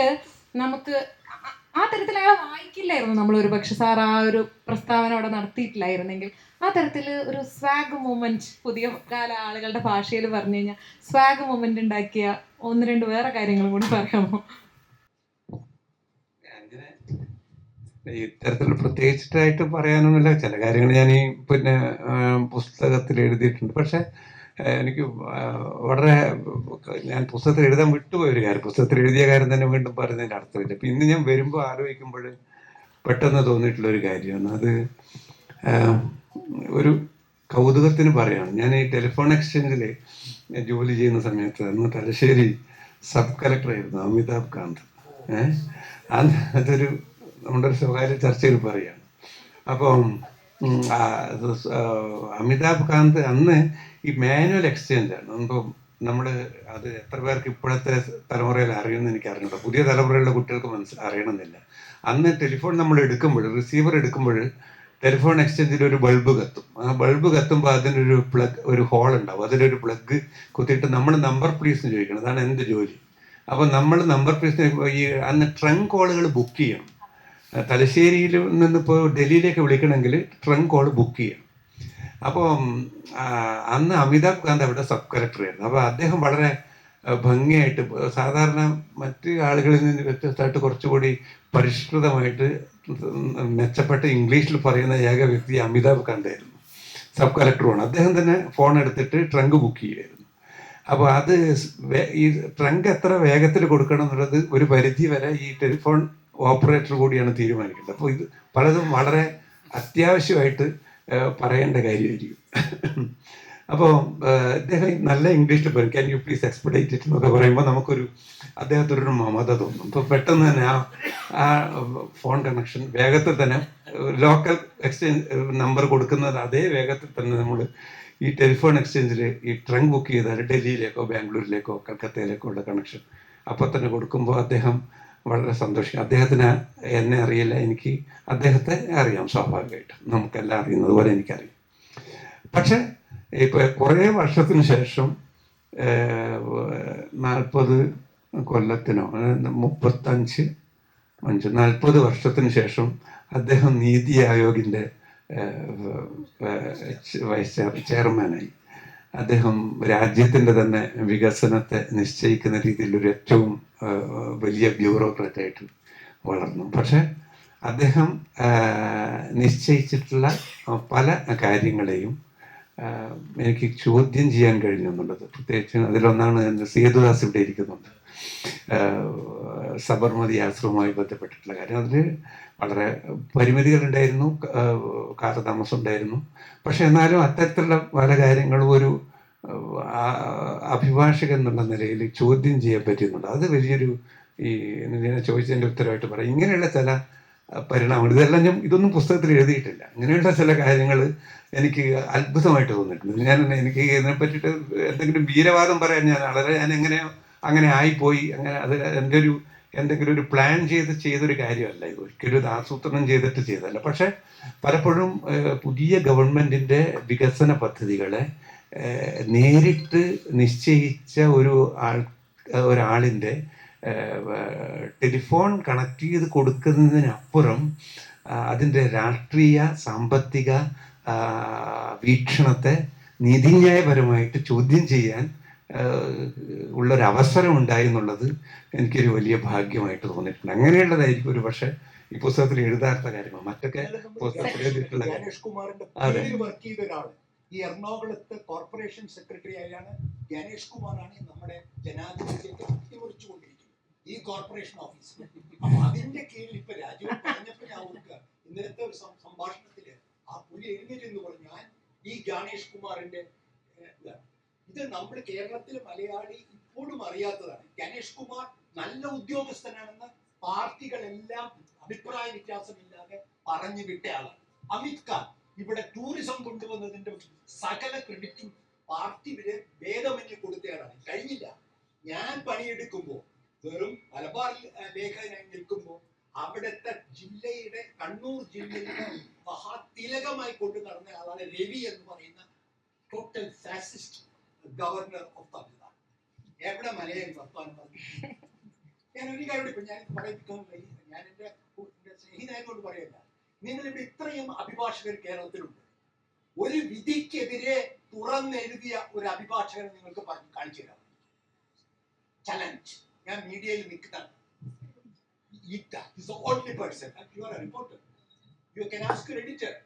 Mathrubhumi or Manorama or Indian express or Hindu. കേരളത്തിലെ ഒരു മലയാളി അഭിഭാഷകൻ ഒരു വിധിയെ കുറിച്ച്, അതാണ് ഈ പുസ്തകത്തിൽ അതുണ്ട്, വളരെ പ്രധാനമാണ്. വിധികളെ വിമർശിക്കാനുള്ള ഒരു അഡ്വക്കേറ്റ്. അതിപ്പോ ഡൽഹിയിൽ ധാരാളം. മറ്റൊരു അർബൻ നക്സലേറ്റ് ആവാനുള്ള ഭയം കൊണ്ടായിരിക്കും. ഓക്കെ, സെക്കൻഡ് ലാസ്റ്റ് ക്വസ്റ്റ്യൻ ആണ്, ഞാൻ നീട്ടിക്കൊണ്ടുപോകണ്ടല്ലോ. അതായത് ഈ അഭിഭാഷക റോള് താങ്കൾ എടുക്കുന്നതിനൊപ്പം തന്നെ നമ്മൾ ഈ അഭിഭാഷക കുപ്പായം അണിയുമ്പം ആപേക്ഷികമാണല്ലോ ഈ സത്യം അല്ലെങ്കിൽ കള്ളം എന്നൊക്കെ പറയുന്നത്, ശരി തെറ്റ് എന്ന് പറയുന്നത്. അതിൽ ചില സമയത്ത് നമുക്ക് പരിപൂർണമായ ശരിയുടെ ഭാഗത്ത് നിൽക്കാതെ കക്ഷിയുടെ നീതിബോധത്തിനൊപ്പം നമുക്ക് നിൽക്കേണ്ടി വരും. അങ്ങനെ നോക്കുമ്പം താങ്കളെ സംബന്ധിച്ച് ഏറ്റവും റിലാക്സിങ് ആയിട്ടുള്ള റോൾ കമ്മീഷൻ റോളാണോ, അതോ ഇതാണോ ചലഞ്ചിങ് ആയിട്ട്? അല്ല, ഈ നീതിബോധം എന്ന് പറയുന്നത് എനിക്ക് പലർക്കും പല തരത്തിലാകാം. പക്ഷെ ഞാൻ പലപ്പോഴും തീരുമാനം എടുക്കുന്നത്, ഇപ്പോൾ ഒരു ക്രിമിനൽ കേസിലെ പ്രതിയെ, ഒരു മർഡർ കേസാവാം അല്ലെങ്കിൽ ഒരു റേപ്പ് കേസാവാം, ഞാൻ അത്തരത്തിലുള്ള കേസുകൾ എടുക്കാറുണ്ട്. കാരണം അദ്ദേഹത്തെ കോടതി വെറുതെ വിടുന്ന പക്ഷം അദ്ദേഹത്തിൻ്റെ ജീവിതം ബാക്കി നിൽക്കുകയാണ്. അദ്ദേഹത്തിൻ്റെ കുടുംബാംഗങ്ങളുടെ, അദ്ദേഹത്തിൻ്റെ കുട്ടികളുടെ ഒക്കെ ജീവിതം ബാക്കി നിൽക്കുകയാണ്. ആ ജീവിതത്തെ രക്ഷപ്പെടുത്തിയെടുക്കുന്നത് ഒരു വലിയ തെറ്റാണെന്നുള്ള വിശ്വാസം എനിക്കില്ല. അതേസമയം മറ്റ് തരത്തിലുള്ള ചില കേസുകൾ ഈ ക്യാബ് റാങ്ക് റൂൾ എന്ന് അഭിഭാഷകർ ഏത് കേസ് എടുക്കണം എന്നുള്ളതാണ് ക്യാബ് റാങ്ക് റൂൾ. ഞാൻ അതിൻ്റെ ഒരു വിശ്വാസിയുമല്ല. നമുക്കത് ഞാൻ എഴുതിയിട്ടുണ്ട്. അത് പലപ്പോഴും നമുക്ക് ഇപ്പോൾ ഒരു ഉദാഹരണത്തിന് ഇപ്പോൾ ഒരു പരിസ്ഥിതിയുമായിട്ട് ബന്ധപ്പെട്ടുള്ള പ്രശ്നം, ഒരു മലിനീകരിക്കുന്ന ഒരു ഫാക്ടറിക്കെതിരായിട്ട് കേസ് നടത്താൻ എനിക്കാകും, ചിലപ്പോൾ സൗജന്യമായിട്ട് നടത്താൻ എനിക്കാകും. പക്ഷേ ആ ഫാക്ടറിക്ക് വേണ്ടിയിട്ട് ആ കേസ് നടത്താൻ എന്നെക്കൊണ്ട് കഴിയില്ല. എനിക്ക് എത്ര ഉറപ്പിക കിട്ടിയാലും എനിക്ക് സാധിക്കില്ല. അതൊരു വലിയൊരു ഐഡിയലിസ്റ്റ് ഇതായിട്ട് പറയല്ല, അത് ഒരാളുടെ മനസാക്ഷിയുടെ വീക്ഷണം. അതുപോലെ മറ്റ് പല വിഷയങ്ങളും അങ്ങനെയുള്ള കാര്യങ്ങൾ അങ്ങനെയാണ് നമ്മൾ പലപ്പോഴും, അല്ലെങ്കിൽ ഒരു പൊല്യൂഷൻ ഉണ്ടാക്കുന്ന ഒരു ഇൻഡസ്ട്രി, അതല്ലെങ്കിൽ ഒരു ഖനന പ്രവർത്തനം, ഒരു മല ഇടിച്ച് കളയുന്ന ഒരു പ്രവൃത്തി, അയാൾക്ക് വേണ്ടിയിട്ട് കോടതിയിൽ വാദിക്കാൻ എന്നെ കൊണ്ട് കഴിയില്ല. അപ്പോൾ അത്തരത്തിലുള്ള കേസ് ഇപ്പം മണൽ വാരലുമായി ബന്ധപ്പെട്ടിട്ട് ധാരാളം ആളുകൾ എൻ്റെ അടുത്ത് വന്നിട്ട് മടങ്ങി പോകാറുണ്ട്. അപ്പോൾ അത്തരത്തിലുള്ള കേസുകൾ നമുക്ക് എടുക്കാൻ, അതാണ് ധാർമ്മികത എന്ന് പറയുന്നത്. ധാർമ്മികത എന്ന് പറയുന്നത് നമ്മുടെ മനസാക്ഷിക്ക് തോന്നുന്ന കാര്യമല്ല, മറ്റുള്ളവരുടെ മനസാക്ഷിക്കാണ്. ഇപ്പോൾ വീട്ടിൽ നിന്ന് നിങ്ങളങ്ങനെ ഇത്തരത്തിലുള്ള ഒരു ക്രിമിനൽ കേസ് പ്രതിക്ക് വേണ്ടിയിട്ട് വാദിക്കുന്നത് ശരിയാണോ ചോദിച്ചാൽ ശരിയാണെന്നുള്ളതാണ് എൻ്റെ ഉത്തരം. കാരണം അദ്ദേഹത്തിന് ഒരു ഭാവി ഉണ്ടാകും, അദ്ദേഹത്തിന് ആ രീതിയിലാണ് പലപ്പോഴും കാര്യങ്ങൾ കാണുന്നത്. നമ്മൾക്ക് കൃത്യമായിട്ടുള്ള നിർണയങ്ങൾ നടത്താൻ ഒരു അമിക്കസ് ക്യൂറി അല്ലെങ്കിൽ ഒരു കമ്മീഷൻ റോളിലേക്ക് എത്തുമ്പോൾ ശരി തെറ്റുകൾ കൃത്യമായിട്ട് ആത്മവിശ്വാസത്തോടെ പ്രസന്റ് ചെയ്യുക, മറ്റേതിൽ അങ്ങനെ നമ്മളൊരു തൊഴിലിനെ പറ്റിട്ട് അത് ഇവിടെ ഞാൻ പറഞ്ഞിട്ടുണ്ട്. ഇവിടെ നമ്മുടെ ഉണ്ട്, അതല്ല, അതിലുപരി നമ്മുടെ ഒരു അഭിഭാഷകന്റെ റോൾ എന്ന് പറയുന്നത് perhaps that's the only profession which stands in between the state and the citizen. അതിൽ ഒരു അഭിഭാഷകൻ ചെയ്യാവുന്ന ഒരു എമാൻസിപ്പേഷൻ്റെതായിട്ടുള്ള ഒരു പങ്കുണ്ട്. അതൊരു ക്രിമിനൽ കേസിലും സംഭവിക്കാം. ഒരു ക്രിമിനൽ കേസിലെ പ്രതിയെ വെറുതെ വിടുന്ന ഒരു അവസരത്തിൽ, ഒരു പ്രതിക്ക് ജാമ്യം ലഭിക്കുന്ന അവസരത്തിലൊക്കെ അതാണ് സംഭവിക്കുന്നത്. അതാണ് ഒരു പക്ഷേ അത് വെച്ച് നോക്കുമ്പോഴാണ് നമ്മളൊരു കേസിൽ നാം ചെയ്യുന്നത് ശരിയാണോ തെറ്റാണോ. അപ്പോൾ ഒരു ഉദാഹരണത്തിന് ഒരു വളരെ വൈരാഗ്യത്തിൻ്റെ പേര് നടത്തുന്ന ഒരു സിവിൽ കേസ്, അത് പക്ഷേ ഇതിനേക്കാളും അധാർമികമായിരിക്കാം. അത് സിവിൽ കേസാണെന്ന് പറഞ്ഞുകൊണ്ട് കാര്യമില്ല. അതുപോലെ ഒരു തൊഴിലാളിക്കെതിരെ തൊഴിലുടമ നടത്തുന്ന വളരെ ക്രൂരമായിട്ടുള്ള ഒരു പ്രതികാരാധിഷ്ഠിതമായിട്ടുള്ള ഒരു വ്യവഹാരം, അത് കൂടുതൽ അധാർമികമാണ്. അത്തരത്തിലാണ് എനിക്ക് തോന്നുന്നത് നമ്മുടെ മനസാക്ഷി വെച്ചിട്ട് ധാർമ്മികതയുടെ കാര്യങ്ങൾ കാണുന്നത്. അത് അധാർമികമാണെന്ന് തോന്നിക്കഴിഞ്ഞാൽ അത് ഒഴിവാക്കാനുള്ള സ്വാതന്ത്ര്യവും സ്വച്ഛന്തതയും ഈ തൊഴിലിലുണ്ടെന്നുള്ളതാണ് നമ്മളെ പോലുള്ളവരെ ഈ തൊഴിലിൽ ഒരുപക്ഷെ നിലനിർത്തുന്നത് തന്നെ. ഈ ഉദ്യോഗസ്ഥർ കൈയൊഴിയുമ്പം അല്ലെങ്കിൽ നിയമനിർമ്മാണ സഭകൾ ഒരു സാധാരണക്കാരനെ കൈയൊഴിയുമ്പം, അങ്ങനെ ആര് കൈയൊഴിയുമ്പോഴും നമ്മുടെ മുന്നിലുള്ള ഒരു പ്രതീക്ഷയാണ് നീതിന്യായ സംവിധാനം എന്ന് പറയുന്നത്. അതിനെ പലപ്പോഴും അല്ലെങ്കിൽ നമ്മൾ അതിൽ തന്നെ ഏറ്റവും ഭീതിയോടുകൂടി കാണേണ്ടത് ഈ റിട്ടയർമെൻറ്റിന് ശേഷം അവർക്ക് കിട്ടുന്ന, ജഡ്ജിമാർക്ക് കിട്ടുന്ന വലിയ പദവികളാണല്ലോ. ആ വിഷയത്തിൽ അല്ലെങ്കിൽ താങ്കളുടെ ഒരു ആശങ്കയോ അല്ലെങ്കിൽ അത് എത്രത്തോളം നമ്മുടെ ഒരു ജനാധിപത്യ സംവിധാനത്തിന് ഭീഷണിയാണെന്ന ഒരു നോട്ടിൽ എനിക്കൊന്ന് പുസ്തകത്തിന് ഞാൻ ശ്രദ്ധിച്ചില്ല എന്ന് തോന്നുന്നു, ഉണ്ടോയെന്ന് അറിയില്ല. ആ നോട്ടിൽ എനിക്ക് തോന്നുന്നു ഇന്നത്തെ ഈ സംവാദം അവസാനിപ്പിക്കണം.